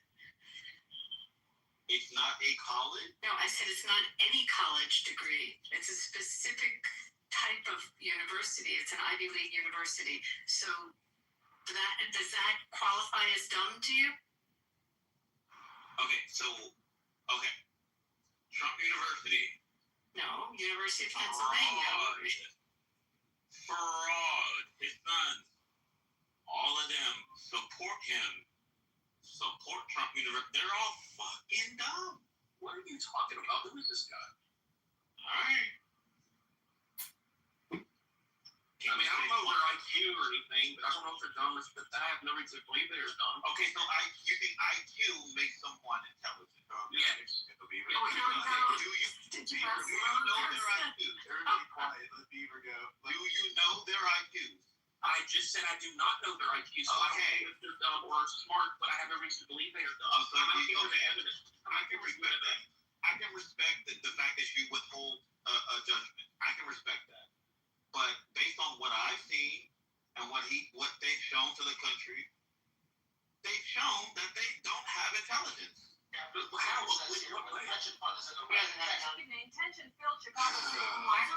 Eric Trump went to Georgetown. Another schlumpy school. Good evening, friends and neighbors. Good You evening, know, I friends. think Under these lights and on my these dad, days, but you're in we're coming to you tomorrow. Let's like your yoga studio. City Council. Oh, you're talking to kids now? What they do? I have like all respect for you because I gave you kids, like not like actually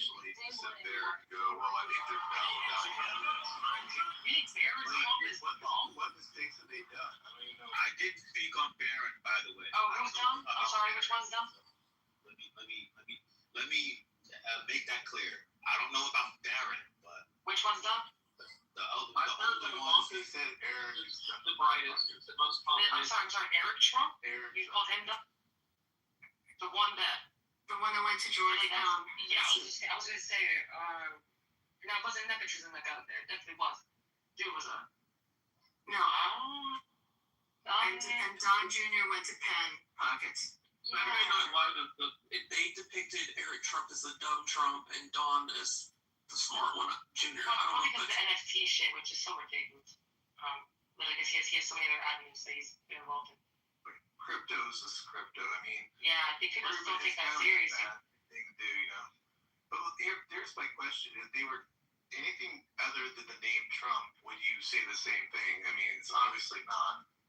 We just call someone dumb without knowing them at all, or you know what I mean? Like it's because their names are Trump, the last names. That's the only reason why you see. Yeah, I mean, dumb. you can hear it. You can tell through interviews people's vocabulary and how they can respond to questions. You can get some indication if they're stupid. But I like Kamala Harris. I don't think she's very bright. But like with them, I haven't seen anything that would indicate to me they're stupid. We did a joke. Shout out to the accolades of Eric Trump, where he graduated with honors from Georgetown University with a degree in finance and management, awarded for improvement, strength, and resolve in character in Hill School.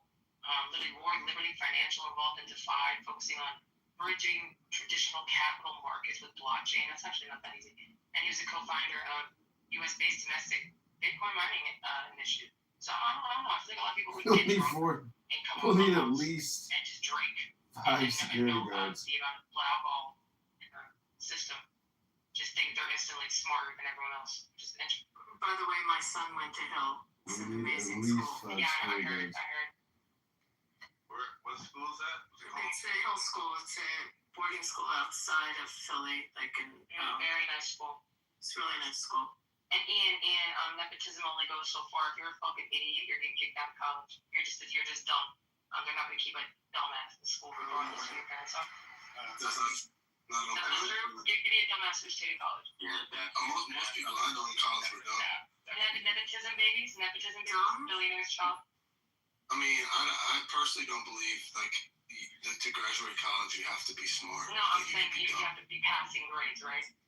Yeah. Okay, thank you.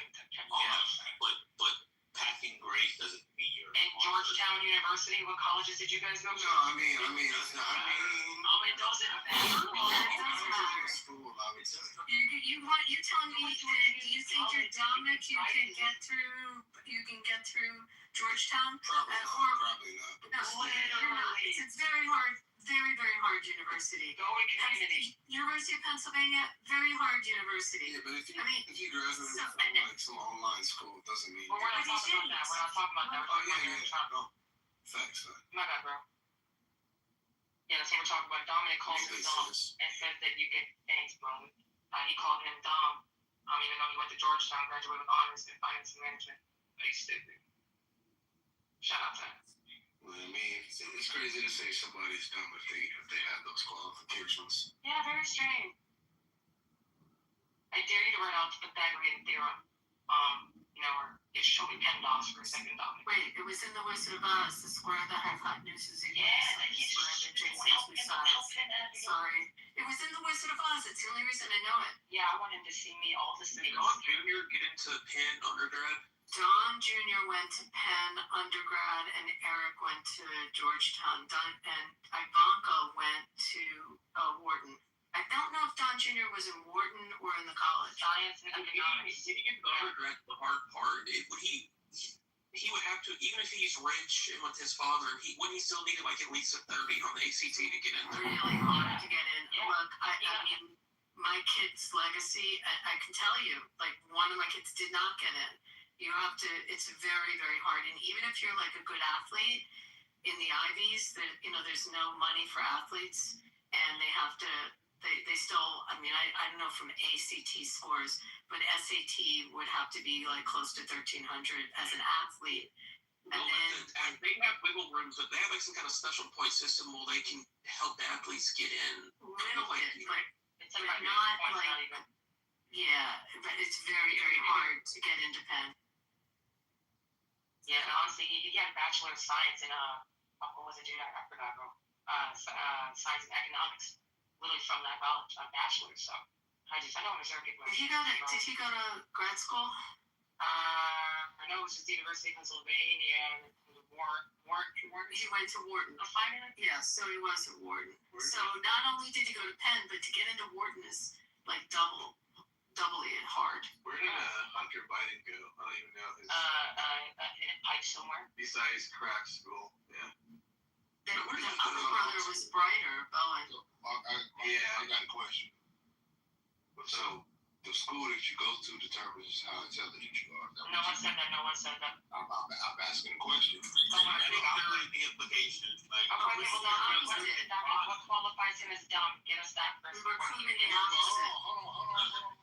Well, Ian, he made the claim though. We're defending. I made a claim. I'm asking a question. We were using it. We were using it as the opposite. We were saying that because he went to those schools, that it disproves he's dumb. Yes, that's what we were saying. Came in late, I think. Yeah. I don't know if you're here the whole Yeah, I'm time. trying to. There was a premise made that Don Jr. and Eric Trump are dumb people. That's the premise that was made. Yeah, so we're defending that claim based off of critical thinking. This is what we try to use in here. And going off of the premise and coming to a conclusion, and we tried to, but apparently going to a Ivy League college and passing your SATs and actually working hard doesn't prove intelligence. It proves your capacity for intelligence. But it doesn't prove you're actually intelligent. Shout out to philosophy, because we got some genius. Well, I think being dumb and ignorant are entirely different things. Ignorant just means you don't know something. But I think Just let them make the. I think Let them make his case right now. I think that might have been what he was trying to say. I can't speak for him, but I think that might have been what he meant. No, is that what you meant? I have to ask real quick, just for the record. Like, do you mind telling me, Ian, who you voted for?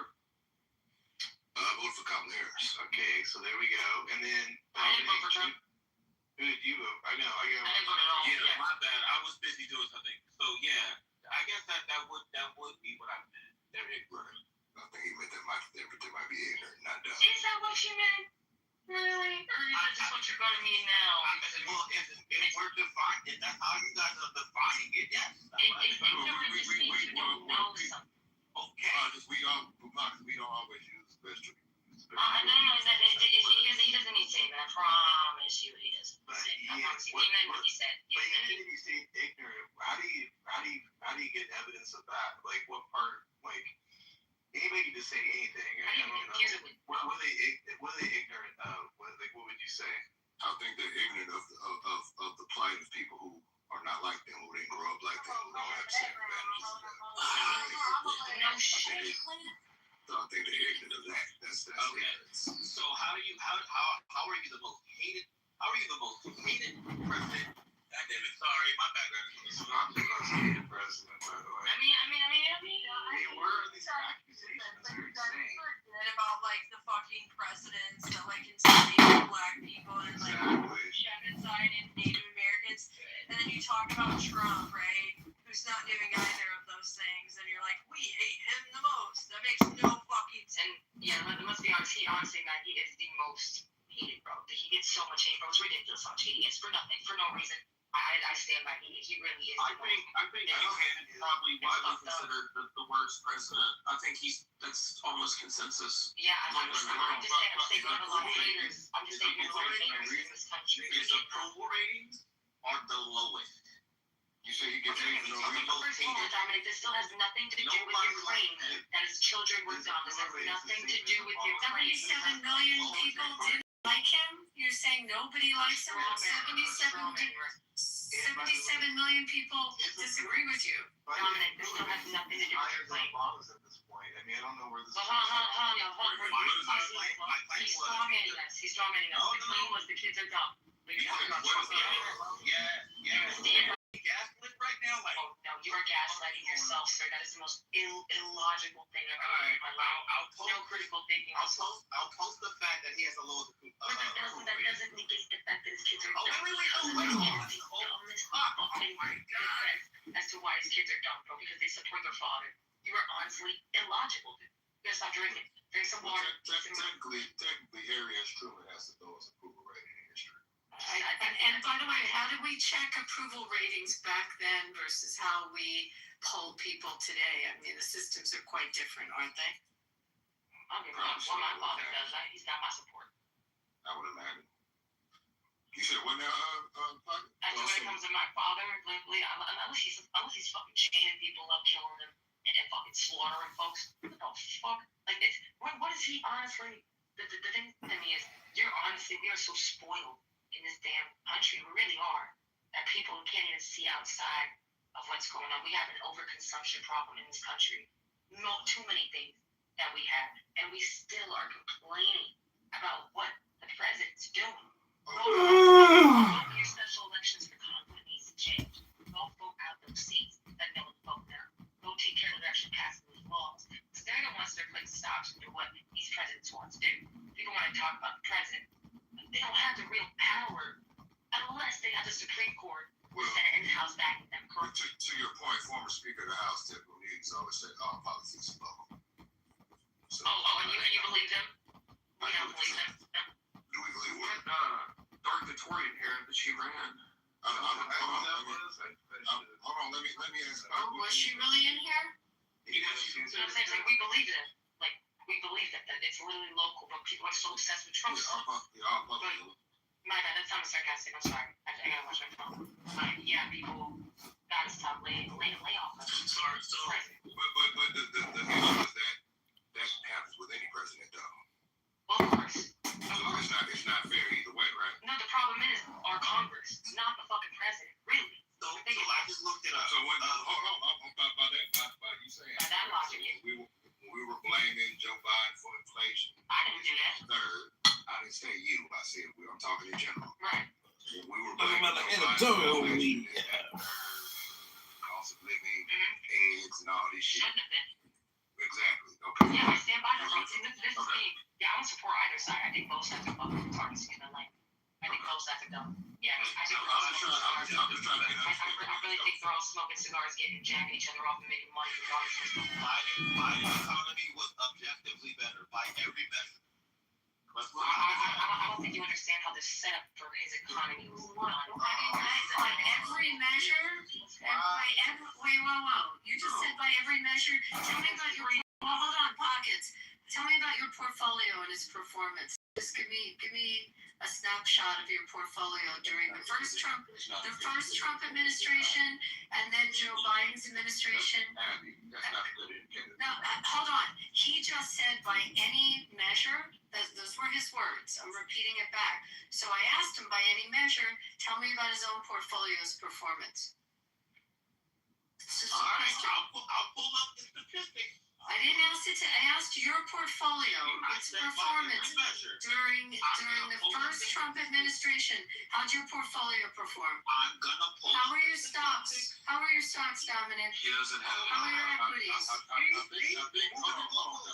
are you doing? I'm not moving anything. You just made a statement. I'm making you answer your statement. And you're not helping yourself right now, Dominic. God damn.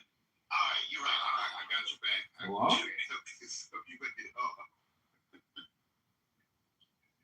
I think we can all. Well, I don't know. We can all agree, but I think that we can agree that most reasonable thinking people can agree that when President Trump took office, the economy was doing pretty well.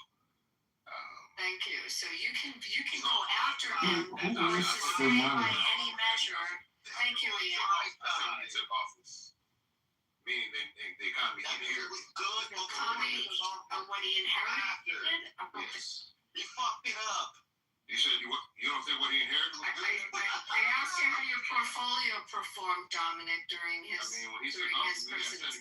we had 75 straight months of No solutions. He caused the problems. Who wastes their money on this content? Unemployment rate cut in half from what it was when President Obama took office. So I'm just. Don't talk too much, Dominic. Don't talk too much. I think he took. I think the problem is that President Trump wants to take credit for everything that goes right, but something goes wrong, it's somebody else's fault. I think a lot of people have a problem with that.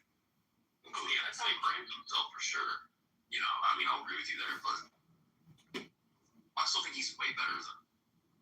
You said by any measure, and I still haven't gotten an answer to my question. So she's including by any measure in your personal. Okay, so he already named what 3 or 4. I asked you a direct question. Can I fucking answer, please? She wants to know how it's affecting you You not personally. cut me off. Just don't talk too much. Oh my god. So he just named 3 or 4 different statistics that factually proves that he was one of the worst presidents of our time. And that's what I'm claiming, and I can make even more claims. If you give me a little bit of time, I can look up. But I didn't ask statistics. I actually asked about my own portfolio. She's asking you personally. I asked you personally how your portfolio performed during his first administration. Also, I mean, I can get into the taxes that you paid versus the taxes that you paid prior to his administration. I'm just having a personal portfolio. How did your equities perform during his first administration, and also since he's been in office? How have your equities performed? Taxes went up under Trump. What? Not for me, they didn't. Well, you're in a different I asked you about your portfolio, Dominic. I've asked you 50 ways. How did it perform, Dominic? You said by any measure. Your own measure. Your own measure. Your own portfolio. I have money like that. I'm poor. You're more wealthy, obviously. You own any stock? Do you own stock? I don't. So how did the stock market perform under his first? The stock market is not. Oh my. That's not an indicator of the economy. That's not the economy. Not at all. You mean that the market is not an indicator? Joe, do you want to jump in I'm here? about to lose my mind, yo. Wow, this is getting a little scourgy, man. Wait a minute. Just a matter of fact, Trump cut taxes in his first term. You don't remember that? For the wealthy, 2017 tax. No, for most brackets. No, For most brackets. No, for most. No, he didn't. That's For bullshit. wealthy people. No, not for wealthy people. That is bull. If for people making 160 grand and up, they're getting taxed 17%. 90 grand and below, they're getting taxed 20%. You get low. Okay. Hello? No, he went down for Hello? most brackets. Yeah, I literally just said that. It was up 23% for people making 90 grand and up.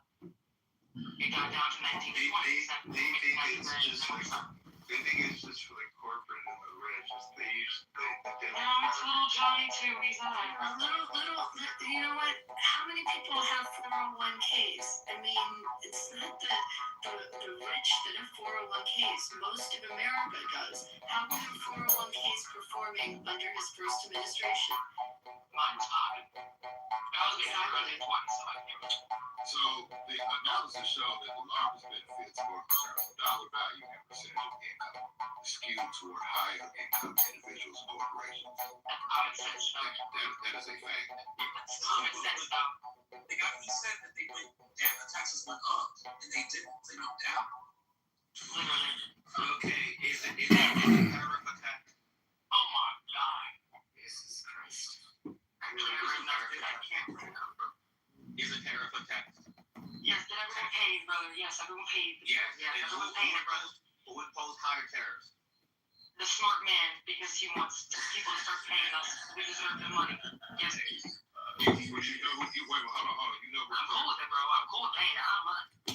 you go paying that. I'm paying illegal fucking healthcare. I'm getting taken care of. That wasn't the question. I literally said I'm cool with paying it. It's just glad I'm cool with it. It's a tax that he improved. I asked about his first term. That was the question. Dominic, I asked about his first term, and you just can't answer it, can you? Oh, well, okay, sorry. Can you re-ask the question? Sorry. I'm like, I sound like a broken record. So clearly you don't own any equities, because I asked that question. But you must have some kind of investment, something. How did it perform during his first term? He doesn't move from that. You know, I asked that.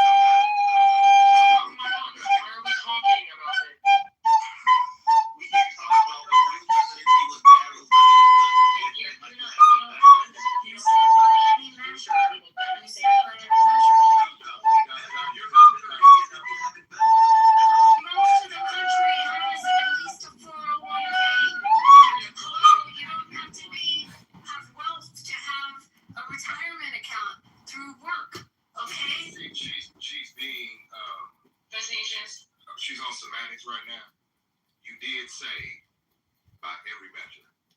So she's holding you to what you said, every measure. Sorry, I hang on words, Dominic. And then we're gonna know the difference between tariffs and a tax cut. Dominic, do you know the difference between tariffs and a tax cut? Do you know the difference? Tariffs are They're two very. Oh no, we're not listening to me. You're not listening to me. Do you know the difference? the difference between a tariff and a tax. Tax I do. tax cut. Yes, I do know the difference. Okay, because you didn't get the tax cut. No, I'm just saying yes. You totally know the thing. So let me ask a question. So nobody has an issue with this tax cut benefiting the high income? Honestly, no, because if they are the ones hiring our employees, they need a tax cut too. So what are we talking about? I'm literally no, I'm not falling. You're not gonna kill me with that shit, man. Don't kill me with that. Only believe in that triple worker thing. I'm not stupid. I know where you're going with that shit. I'm asking you a question. You believe in trickle down economics? I believe that people, they tax that they threat to have it. What's wrong Let with me ask you. I got a feeling I know who you are watching this YouTube channel right now. Had gotten elected, she would have gotten rid of the capital gains treatment. She would have made it ordinary income. You think that would have been a good thing? That when you sold your equity, you paid ordinary income tax on it as opposed to capital gains treatment? You think that would have been good for the economy? And aren't these You ask me? Yeah, you said you voted for Harris, so I'm asking you. I'm not a big capital gains fan. But what I focus on is just not on one or two issues. I just asked you about that issue specifically. Do you think that would have been a good thing for our economy? I just said I'm not a big fan of capital gains. I don't know if that answers your question. No, it doesn't answer my question. Do you think it would be a good thing for our economy and people buying investments and investing in equities and investing in businesses if you did capital gains as ordinary income? Do you think that would have been a good thing? Yes. I'm not a fan of capital So you gains. think it would be a good thing,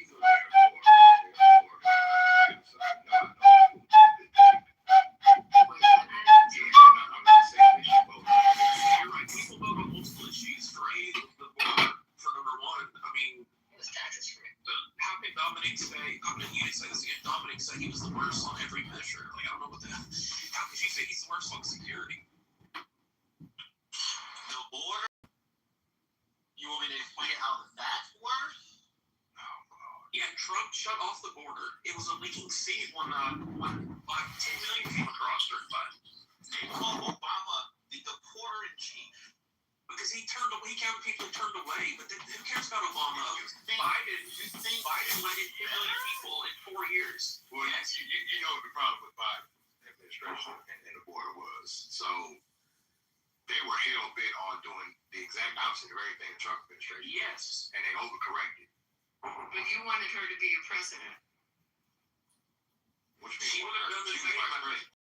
He would have probably had the same policy. Borders are, right? Wasn't that the title? She wasn't no fucking borders or Abby style.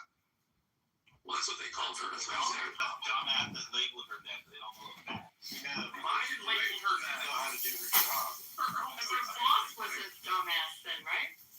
You know what pisses me off is people don't know about tax credits and deductions. Talk about it. I know she was labeled that, but she wasn't. She Do you wasn't. think? Let's talk about that. That's a good point. Was Joe Biden mentally stable or mentally there for you guys? Since you're calling people dumb, where are you guys with that? He wasn't. Okay, at least you're almost there. Matt, I have a question for you. Do you know the percent? I want to know for the room. Do you guys know the percentage of the tax cut, the tax relief that was actually given to lower low income? Do you guys know the percentage by chance? What was the percentage pockets? What you doing? I'm not. You guys need to know all about it. You know, how shitty it is, how horrible it is, how it doesn't help them at all. And, you know, people who are poor are just fucking, done under this tax cut and deductions and credits. Do you guys even know the deductions that were offered, the credits that were offered? Do you guys know? Are you just guys just going off of the fact that he's orange? You know, like. You guys didn't say nothing. That's what Dominic said. Oh, Dominic, do you know the percentage by chance of the cut?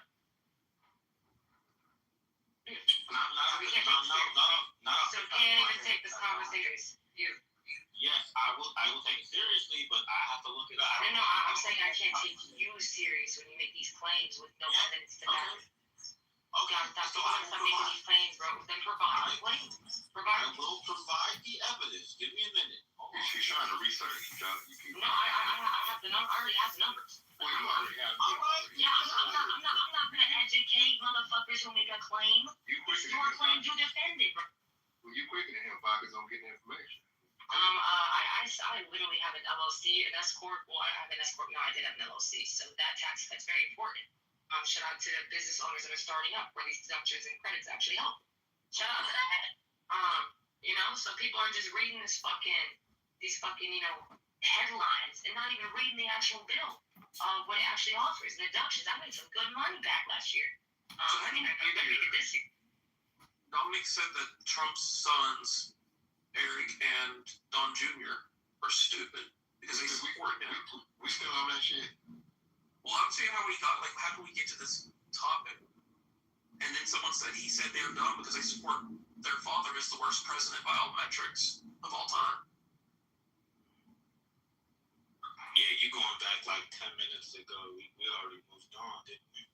Well, then now we're talking about why do you think he's the dumbest? What I metrics? thought I corrected what when I said that I don't think he meant to say dumb. He meant to say ignorant. That he came in and agreed with that. So I thought we had moved on. But Yeah, but then it became he's the worst president. we're like metrics. That's subjective. Obviously. Yeah, we're trying to find out his subjective opinion. Can I read it quick? Let me read this for like 20 seconds. An independent analysis of the 2017 Trump tax cuts generally showed that they disproportionately benefited high-income households and corporations while providing minimal or temporary benefits for low-income individuals. That's all you got? What are you reading? What are you reading? MSNBC? Let me guess. What are you reading that? MSNBC 100%. He's not reading from the committee. No, center on On Democrat. I cracked the sword and not the claim. I'm curious. If MSNBC was a source, what does that mean? That Well, implies it's propaganda. I mean, that's one of the worst sources out there. what about Fox News? Remote tax boxes is better. It's better, but it's still propaganda. Doubling Yes. child credit. So doubling child tax credits and doubling standard deductions, you think only benefits the rich? You think only the rich have kids? If you're not just hear me read it. Increasing to pay, reducing tax penalties, and significant tax cut, think only helps the rich? Do I need to read it again? No, but I'm asking you that question. I just asked you, does doubling child tax credits only benefit the rich? Yes or no? How about I agree with you? How about that? And then you can agree with me that taxes got cut for the lowest income earners and got raised for the highest income earners under Trump. Can you agree with that? No, State. You just Wait, what? You said it backwards. Yeah. said that. This is why it's very hard. Yeah, but I'll agree with that. Y'all got him flustered. That's why. I mean, honestly, because he's literally reading from flustered. Y'all double teaming the man. Goddamn, he can't get his thoughts. Shout out to the double. Wait, you're not in on the double team type team. Wait, so Dominic saying it's disproportionately in You're right. So hard. Hold on for a second. Wait, because that is true. Every time Dominic messes up, you're like, oh, he's flustered. That's why he messed up when he said. Yeah. You said I'm doing what You're now? like hold his coattails and carry him. You said I'm dick riding. Yeah, dig around. Yeah. Hold on for a second. Hold on. You don't know me. Dominic and Ian and it's Hold on for a second. I don't know you. You don't know me. Yeah, don't put it in fucking tough guy. Don't ever say I don't know him. You don't know Can I read something back? May I read something back? Don't come crazy. Let's be respectful. Let's keep it coming. I'd like to really counter your facts if you could. Right now, this kind of shit. You don't know. 2017 for the actual Trump tax. 2017 before the actual tax credit came about. single filer 38,700 to 92,700. They were being taxed at 25%. That rate. After 2017, so 2018, single filer was being taxed at 21%. So 4% went down. Shout out to them. The people who were making 400 to 500,000, their tax didn't change. The people who were making over 600,000, their tax only went down 1.4%. So the difference is not as dramatic as you're putting it. And I hate when we do this, when it becomes so just like dramatic and filibuster. Like it was a literal for the wealthy, 1.4%. For the impoverished, it was what 5%. That was lower, which is a pretty big fucking deal for being honest. From 25 to really 20 to 21% that they were being taxed. So I don't understand what you're seeing this. I think it's the racial disparities. I think you're seeing the racial disparities, Dominic, which I read about as well. That there was a going around that yes, certain households are not going to be getting the same income as other households who look a certain way. So I think that's what racial disparities. But the tax cuts were there. But why should rich people carry the burden? I don't they already think they carry should. some of the burden. So should the racial disparities not exist or what? I mean, the racial disparities were created in the creation of this nation, basically. So I understand. Like, who do you think pays the lion's share of the tax in the United States? The percentage of our revenue. Do you know what someone can give me the number? I know. What percentage of taxes paid in the United States are paid by the top 10%? Someone have that number? I was talking to Pockets. I was trying to have a conversation with Pockets before you rudely interrupted me. So can you slow your roll a little bit, please? I can slow. So Pockets. So should the racial disparity, whether it was created at the creation of the country, whatever the case is, should it still be prevalent in our country? Yes or no? Is that a real question about? No, Obviously not. If you're fucking human, obviously not. Though I don't know what that's gonna do with me saying that out loud. Is it actually just gonna stop? Like that No, don't change it. I didn't say nothing about it. I just wanted to get your viewpoint on it. That's Yeah, no, obviously. The disparity is a disparity. There is no should or shouldn't. It is what it is. You know what I mean? Like what? So we should just be okay with it. Absolutely not. Go honestly, go get the people in Congress out. Get them out. Sign that bill that's fighting for term limits. Vote for sign these petitions. Like what are we talking about? Look, I ain't never been in this room, so I'm just asking questions, trying to figure out where everybody stands. Oh, I'm sorry. You just gotta, I just feel like the tone as well when you're asking these questions. These questions are kind of low-key like questions that we can't do anything with. I'm not saying that you could. I'm just trying to figure out where you stand, because I don't know you for a cat of paint. And nobody's saying, Ian, that racial disparities is something we agree with. Right. I'm not saying you did. I'm just asking people how do they feel about it. Yeah, Because I think Ian, this really wasn't. We weren't making this a racial conversation. We were making a conversation about taxes. I made it racial. That was my bad. I made it So racial. no one feels good about it. No one feels good about it. But I'm trying to make the point. But I was asking. So let me now go back to taxes. So the top 10% tax bracket in our nation covers 76% of federal income taxes. I actually think it's a higher number than that. The top 1% accounts for about 50% of the federal income taxes that are paid. The bottom 50% of the country is responsible for 3% of the revenue collected on income tax. I'm aware of that. Okay, so to say that this is only benefited the wealthy is also carrying the country on paying the lion's share of the taxes for the country. Do you agree with that? A lot of rich people. I don't. They make a vast majority of the income. And they're paying most of the For tax. them to pay more, yes. Well, have we You not need always the vast majority of the income. have we not always had a progressive tax system? Of course. It works beautiful. The higher income, the more you make, the more you pay, right? Yes, sir. I don't know about back to the early days. No, But in modern times, what They're paying a good. year did we bring in? What year did we bring? I'm trying to remember what year. I'm just saying we've always had not always. I also had a progressive tax system for a long time. Yeah, I also have $50 grand, no income. Yeah, no, I know that's where you got your source. But it's a disproportionately high amount of taxes are paid by the top 10% tax But they're making wage It earners, was under 50K in pay income tax, basically. which is also very important to know. And they live Well, below the tax what I was trying to say when you brought up the racial point, what I was trying to say was that people, and I'm speaking for Dominic, I'm speaking for Pockets and Abby, people base their is healthcare, whatever it is. So for us to knock or criticize somebody from their personal viewpoint is crazy to me. You're correct, but Dominic received and Abby received the benefits. Just Abby probably received a bigger benefit, But but the Dominic did receive a Dominic benefit. Wars. But you can't say that he didn't receive a benefit. Dominic has the kids. Dominic has kids. Dominic, you have kids, you got a double credit for your kids. I mean, you're probably doing much better.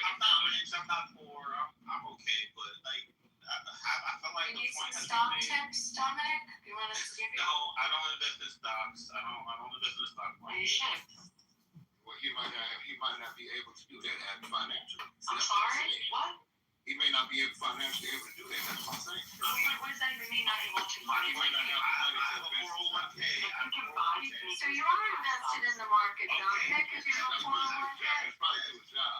Wait, hold on. He is actually invested in the market because he has a 401k. That's doing his job. Technically, yes. So no, yes, absolutely you It's are. not a low blow. It's not a low blow. You are That's invested. doing his job. You're invested in the You market. have control in what you invest with your 401k. You have that control. I know I don't control. I could like if I decided to take my money out tomorrow, I could. No, I'm saying that you can invest it. No, when you invest your, you can invest your 401k how you want. You can invest in certain things. Your company does it for you because you allow them to. You can tell your company is aggressive, Yeah. or like you can't do it. I don't think some companies. I don't think can do full control. I don't think so. What I'm saying is that his job didn't invest his 401k for him. He would not probably have enough disposable income to do it on his own. Is what I'm saying. I'm sorry. If you can buy a pair of sneakers, you can buy some stock. Honestly, this is what I was saying earlier. When I was consumer in this country, I'm being honest, bro. I had the same sneakers for years, bro. I'm buying this shit. I'm getting this shit. Well, that's your personal. I'm just no. It's not about personal preference. It's about being financially literate. I want to use it so bad, but. And I know you don't because I know you won't. But honestly, I go to the thrift store. Hell I yeah. buy shoes for $5. Hell yeah. Wait for a second. You just said you're not poor. Wait, why did you say? I said I'm not rich and I'm not poor. I'm like in the middle somewhere. Okay. But hold on. It takes $5, bro. He spent a lot of money on sneakers. Wait, what? I said you can buy sneakers. You can buy stock. You know. You know. He assumed he bought sneakers because he's blind. And what's crazy is Ian said, Abby, you must be more well off than Dominic. Well, he is. Wait, Archie? Like, bro, How do you know that? exactly. Like, you assume before you say, How do you know that? Hold on for a second. Abby, listen. How many rooms we been in together in the baseball room? Oh, we have been in a lot of rooms. You got the tickets here, you got season tickets there, you got All right, there. I know, Ian. Okay, Ian has me exposed. Okay. So I know you but we didn't know that. How do you know Dominic's poor? We don't know what's in his walk. Ian, by the way, I went to opening night on the Phillies. It was amazing. Yeah, shout out to them. Yeah. It was. Did they win? Yeah, they won. Schwarber hit. It was fabulous. Oh, I have Sanchez on my back. You do? No, they look good. Yeah. Sorry, guys, we had to digress. Yeah, we've been. Yeah, definitely figure that out. Yeah, And can we give a shout out to a great house that's on Clubhouse that is Baseball Collective. Baseball Collective. It's just fabulous. And you see, Ian and I have different opinions on politics, but when we get in those rooms, we fight over our teams. Yeah, we talk baseball. What We talk team are you baseball. at, It's great. Well, I wasn't You an Dodgers? A's fan. So that's I'm when from Oakland, so I wasn't an Oakland A's fan. I stole his team. I occupied his team. She stole my Raiders too. I'm still a Raider Yeah, fan. I'm sorry for that. Shout out to Vegas. Speaking of baseball, my coach, Tony Vitello, I'm a University of Tennessee sports. Sports Giants. Yeah, so he did as far as I know, I'm not a big baseball guy, he did what's never been done. He went straight from the pros to from college to the pros. Yeah. And he lost his first 2 games, and They won tonight, though. Yeah, oh, they did, okay. I think they won last night, too. yeah, you must have I received just want him back. I want him back at Tennessee, so I'm kind of hoping he fails, but Wow. Shout out to that. They were the smartest strategy. And I can't wait to tell you what they're offering the PSLs on that new stadium That's instead. conservative strategy right there. man. Yeah, for the A's. I was up about it. It's bad. It's bad. Because remember when I told you when the Ravens came back to Oakland, I bought a PSL, right? Yeah. That was the worst shit. Like, I mean, I enjoyed going to the game, don't get me wrong, but that PSL shit is a scam. Well, now take an NFL PSL and double it, and that's what they're. Right? It's just wild. I'm at what's the also The personal seat license, and so they're offering you can buy seats for the A's, and it's only a 20-year license, so it expires after 20 years. So you have to pay. Like if you want to sit in good seats, like like really good seats, like the area behind home plate where they have the club behind there. To own the seat, each seat is $100,000 to $150,000, and that's not the price of the tickets. That's just the right to buy the tickets. I'm used to college, and it's similar. You have to donate. You have to donate a certain amount a year, then you get the right to purchase the ticket and so on. I didn't Are realize you from Tennessee? he's from Tennessee. Yeah. What Because part? you're the only 10. Not so. That was real corny, but Yeah, that's why I didn't finish. that was really corny. That's why we left the werewolf. I left it there. But you know what's crazy, y'all? I'm not gonna lie. The financial literacy in this country is so embarrassing. It really makes me sick. Literacy itself is embarrassing. It just makes me sick because I'm like, bro, All literacy. shut the fuck up and get an LLC. Shut up and just get an LLC. Get registered. I haven't had that. I'm not talking to you, Ian. I know, I'm just saying. I'm talking to the poorers, bro. I'm talking to the poor. Excuse me. I'm literally from Kensington, Philly. Mine. Literally from Kensington, Philly, bro. Made it out damn near the gutter. To have a house. Kensington. Oh, Literally from It's the not a damn fancy gutter. area. Man, like I honestly should have had a needle in my arm. I feel like instead of complaining about the millionaires, watch what they're doing. Watch what they're doing with their money. Pockets. Let me just say something. So when you're telling a certain ilk of people to get LLC, you're enticing them into going into a world of finance that may end up getting them locked up. Because when people get enticed to using LLCs, they're opening themselves up to. So be very careful. I'm just saying, be very careful guiding people towards sophisticated solutions that otherwise could bite them in the ass if they're not very sophisticated in understanding Yeah, how to well, work. I'm not being careful. Don't get an LLC. If you're fucking up, you deserve to be in jail. Honestly, go to jail. Go to jail if you don't know what the fuck you're doing. If you don't do research before you do anything, what can I do to you? What can I do? Save you? Give you a hand? Save? No, honestly, if all I'm saying is go get an LLC and your dumbass thinks, I'm gonna just go get it and fucking not look up anything else. That's not my fault. You're stupid. Like, do some research. You should go to your jail. Is this you on a PCL button? No, it's actually, no, this is my dad. Marcus, there are people that actually believe that Trump is legit. That's not my fault that they're retarded, though. There were people that were actually believing that Trump said that drinking bleach would cure COVID. And we should Okay, there's some stupid people out there. So, like I said, when you're listening to 2 Chainz with gold teeth, don't be giving them advice that's gonna get them locked up. That's They all should I'm drink it, and honestly, less people on the freeway, bro. He did say that about bleach, though. And honestly, if people drink bleach, they shouldn't be here anyways. He did say that about bleach. I know he did. But you ain't supposed to joke at the time. The man was joking. Stevie wanted you to see the man was cracking a smile. The man was joking. Dude, look at that woman and say, y'all know what God's secrets with me. Hold on. We were dealing with a fucking pandemic. People were dying. It was no time to be joking. People been dying from the health It don't matter. He never said that, by the way. He never said what? He never said inject yourself with bleach. He never said that. It's beautiful. They were his words. Yeah, that was MVP's word. He said inject yourself with what? He did not say bleach. The quote's out there. He didn't say inject yourself I would with go watch the interview, please. Instead of like getting an LLC and not doing research, you know what I mean? Just, maybe Later, one really broke this down, and it was honestly not any of that, what people are saying. It was interesting. About the Mexicans sending the rapists over here. Hold on, he investigated whether disinfectants could be injected to the human body to treat COVID-19. Disinfectant, yeah, that's not bleach. It's not. Why y'all get on the semantics and shit? See what I'm saying? Let's come on, man. And he's not. No, it's not. But he didn't say he was dumb as fuck.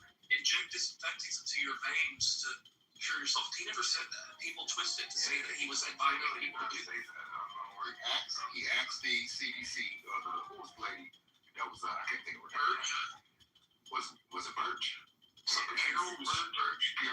She was sitting there in the press room, the White House press room. The one that wore scarves all the time? On the side, yeah. And he was asking, can we look into, injecting the disinfectant and it would just wipe it right out? Yeah, it's not It's not remark. It's not people to do something. That's the whole point. It's not bleach. You could say anything. All right, here's the exact quote, Matt. And then I see the disinfectant where it knocks it out in a minute. And there is a way we can do something like that. Is there a way we can do something like that by injecting inside or almost a cleaning? Question mark. Yeah, no mention of the bleach. He was literally asking the experts. He was literally asking the experts, hey, why can't we do something like this? And then the medical experts walk over and say, hey, there's A, B, and C that we could do, but you can't technically use that.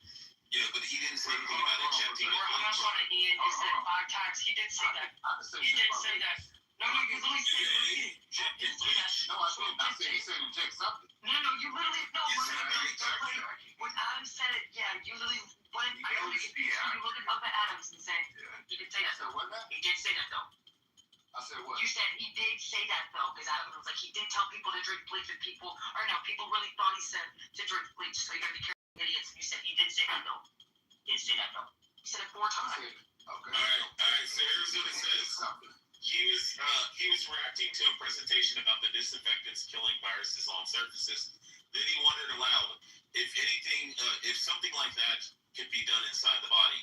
He said it would be something doctors would have to study, not something people should try themselves.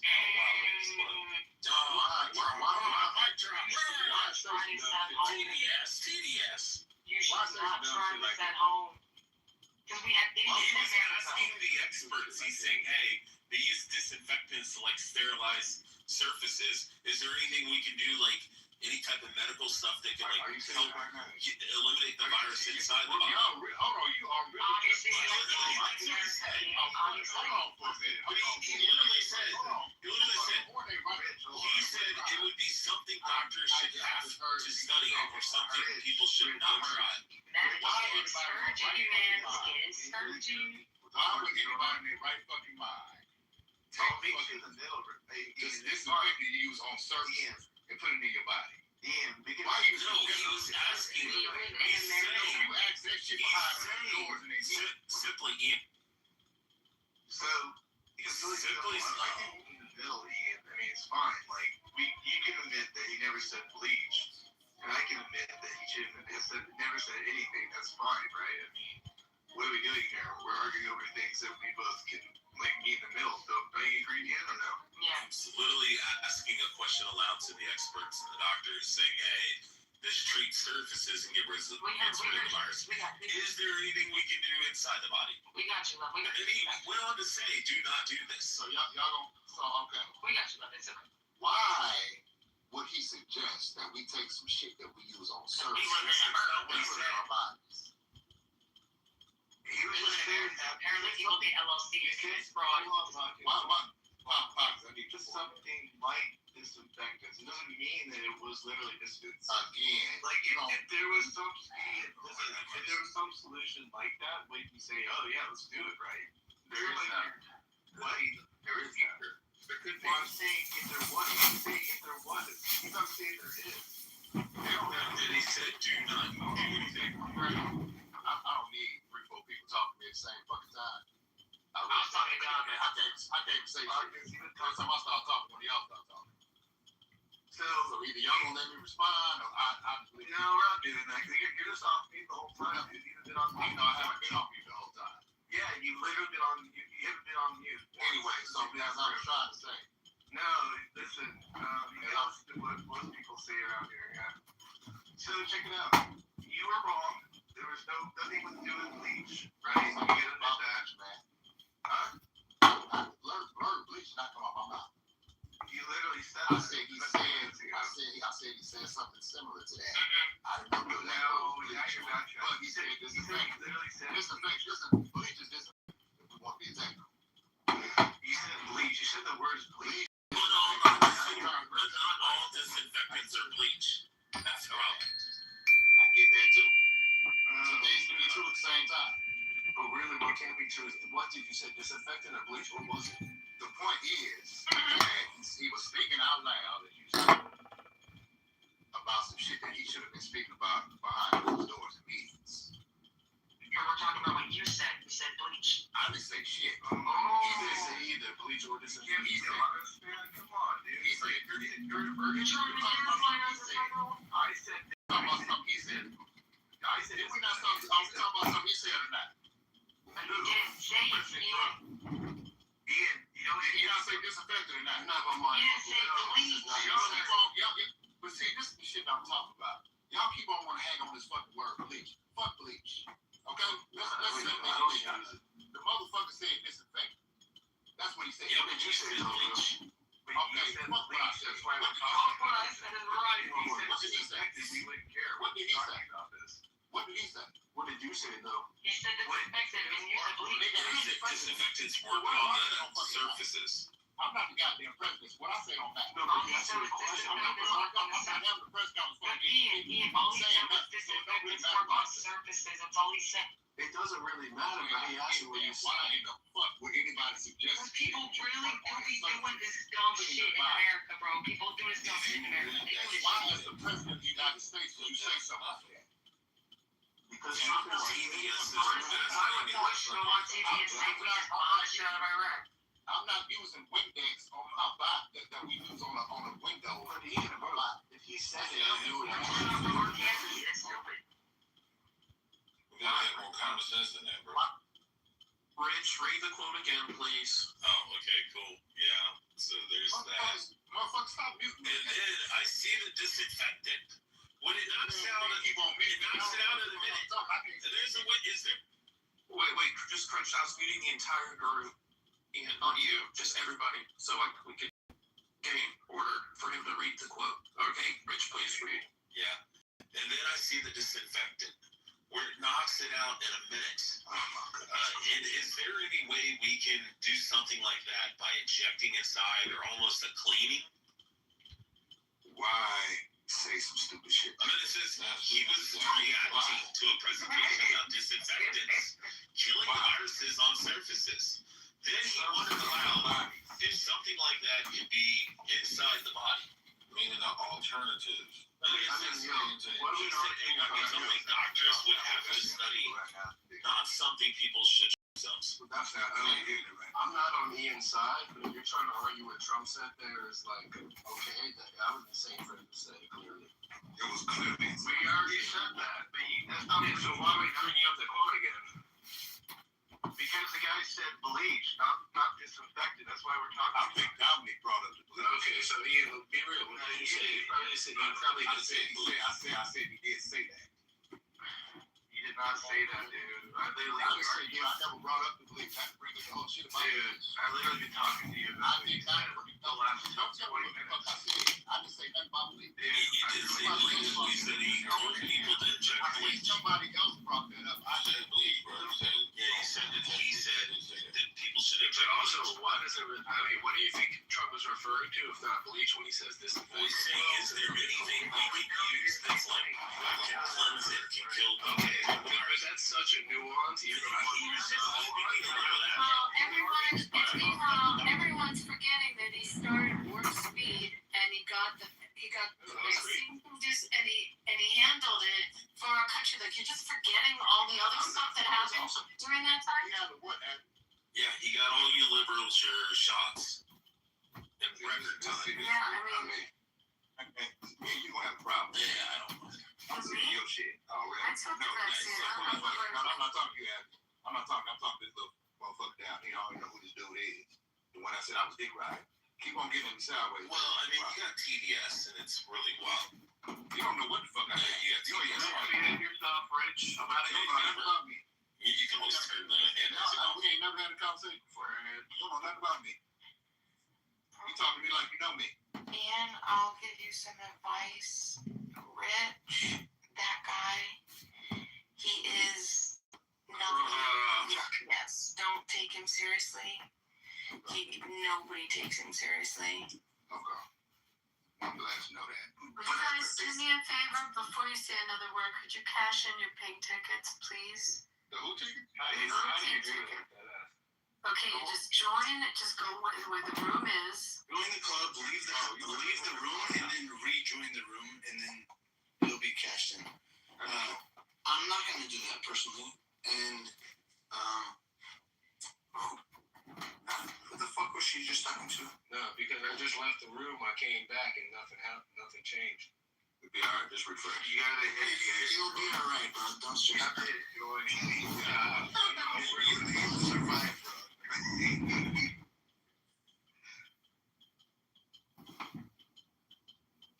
So anyway, I just find it crazy how people get the two things confused. I can't believe y'all gonna sit here and lie to this black man. Rich ain't no fucking troll. Rich is a racist. He likes harassing black people.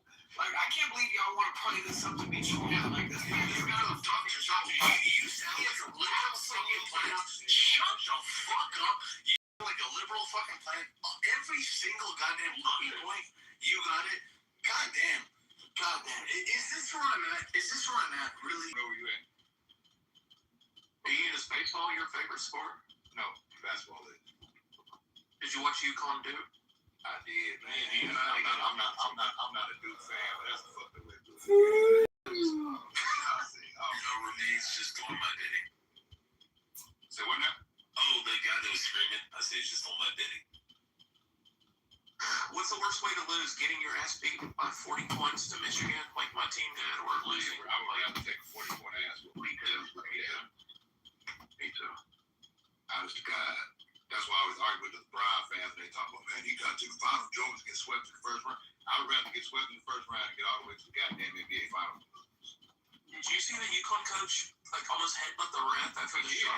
He didn't. What the fuck was that? He was just being nice, honestly. I don't believe the media. I have friends on the UT staff. Coach, yeah. Justin Gagne, he's a good friend of mine. Oh, his dad just got the NC State job.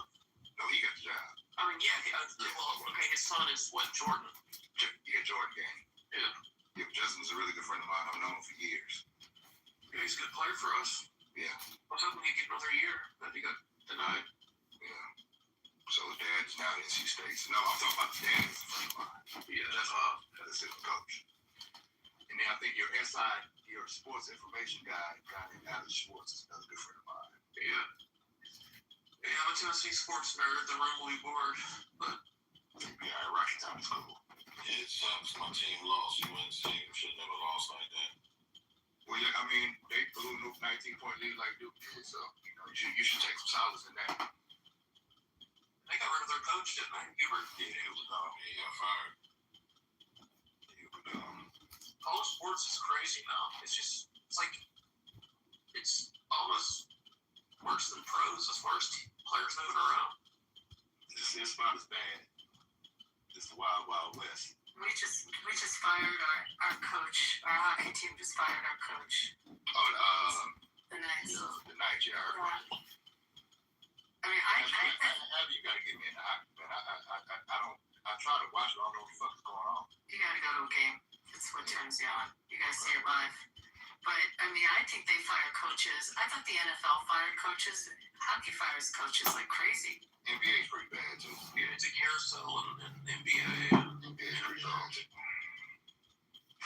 So Hockey rules, though, when I played, I understood what offsides was, but I think they may have changed it after the fact. I don't know none of this shit, man. They're still last longer than any professional coach. What's that, Kyle? College coaches last longer than any professional coach. More job jobs really in college coaching. Yeah, before you get fired. But in the NBA, is you out there. Have all this season done. The only good thing about it is that your contract is guaranteed, so even after 5, you still got to pay. Well, you still gonna get paid, but just know that. That's the only good thing about it, though. Yeah, that's the only good thing about it, though. So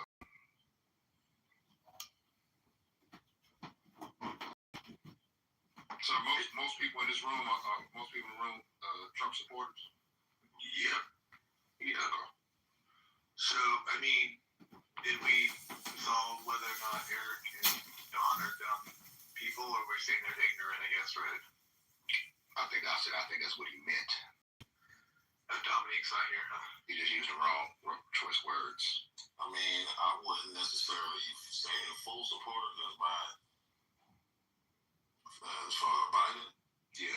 well, if you go type in on Google when he said that he don't want his kids to be raised in a racial jungle. I mean, what we talking about here? Get some more quotes too. He said something about Obama's Being articulate, well-spoken for a black guy. Yeah, he's the most well-spoken black man.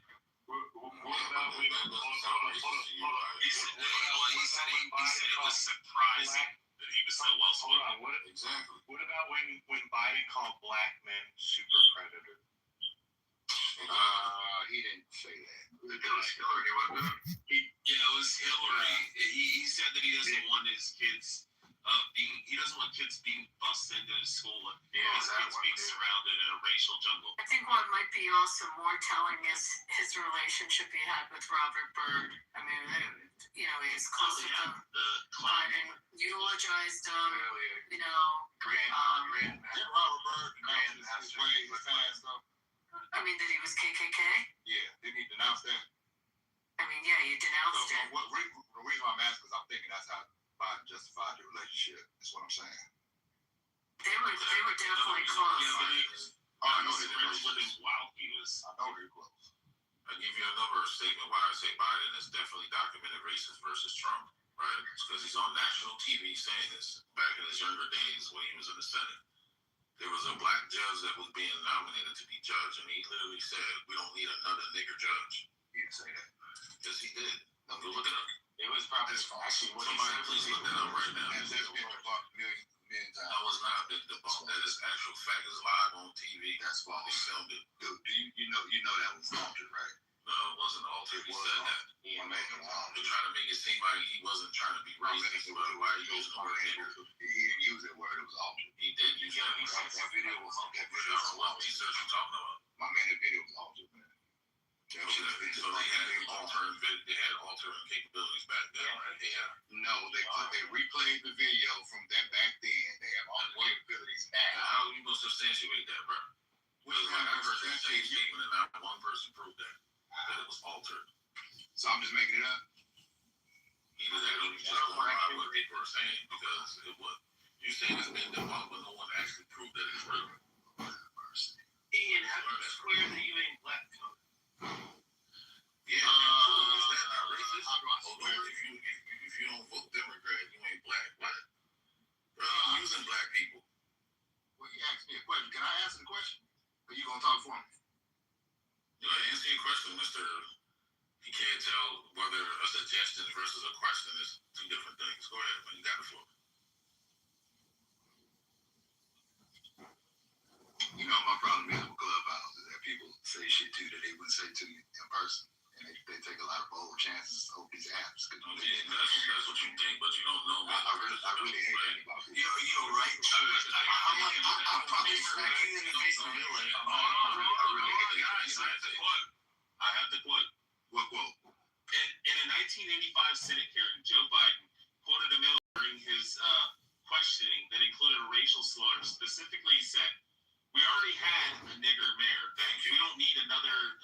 We don't need any more nigger big shots." It was part of a critique of Louisiana redistricting case. Why would he use such a because he was reading the memo that argument. Yeah. Okay, so he reads a memo and he quotes it. First of all, he said, "Well, y'all won't let me talk. You said, didn't you say it was a memo?" That's what you said.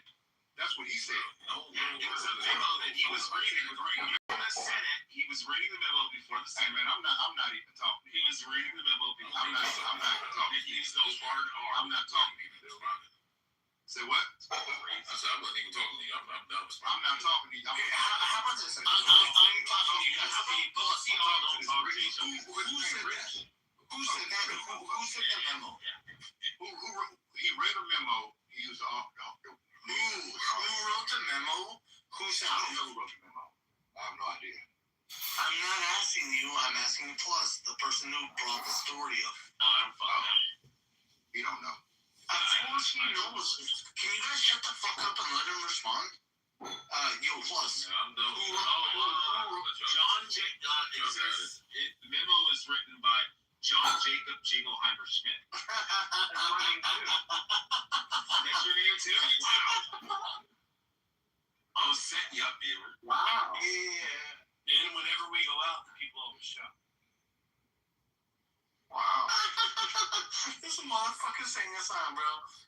Bro, we were all so like we were vying for you, bro. We were all on your side while you were telling your story, and then you have to fucking say that, huh? True or false?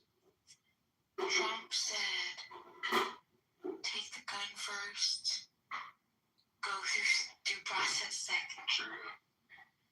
Here's what I'll say. You bury your guns in your backyard. Bury your guns in your backyard. And that way, when they fucking come for your guns, Dima, here's my follow-up. The answer is 100% yes. Said it in the first term in response to a shooting. Here's my follow-up. Do you agree with Trump's statement or not? Yes or no? She does. So, Hang on. why do you sound like a woman, Stefan? God, man. What's with you? Remains I don't care about Can we get this dirty Florida ass hand wiper off the stage? Also be happy. Remain. We should be happy that Steven Silver does. I barely have like one drink a month. I don't even know the Not too much on Steven, y'all. It's weird. Cowardly Anon profiles. I asked a question to a lady and you guys crashed out. Go ahead, Bima. Do you actually agree with that thing? no, I don't agree with him, no. Okay, so you actually are more conservative than President Trump on Second Amendment. Well done. Thank you. Thank you. See, what happened was a mature exchange on this app. I know that that's foreign to some of these weirdos, but congratulations, you got to hear an example of it. Well, yeah, a lot of them retarded like that. I'm glad y'all don't judge people based on their speech. Assholes. No, Jumpy. Because that both of those people are like Jumpy. You like Bill? Yes, just like Bill. So back to Joe Biden. How are y'all? He was reading a memo, but he should have known better than that. He don't know that one. So it's kind of like how Plus here read it off and he's throwing it. Yeah. If I read that on Peachtree in Atlanta, like that, you know, I would be happy. Who remembers when Joe What did you as smart as like That's one of the Who's in the real science is smart. Look like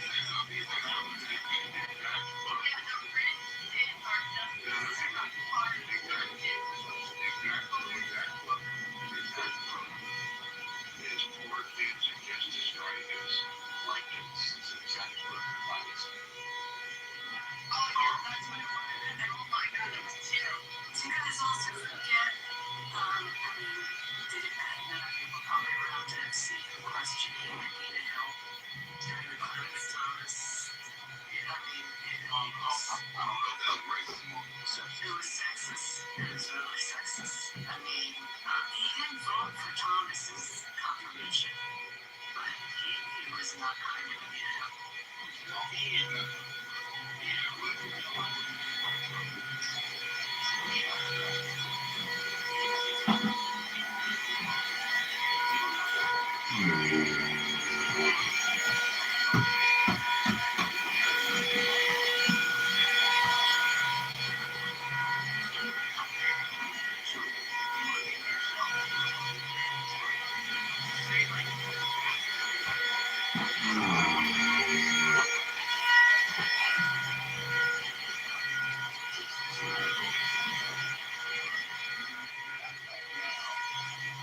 I get people trying to say people's mom brother said shit. Like that shit never came out of his mouth. What do you think he was trying to say? I think he was trying to say that with, because I know don't have to be Trump's racist, but with Trump's alleged racist history, racist statements that he made, that as a black person, you shouldn't go to Well, Ian, you would agree that. Did you see how we just went over? Everyone was like, Biden's a racist, Biden's a racist. And we just kind of, what's up, everybody, by the way? We just went over, and everyone was like, oh yeah, this, bang, bang, bang. People were rattling off, and we couldn't stop.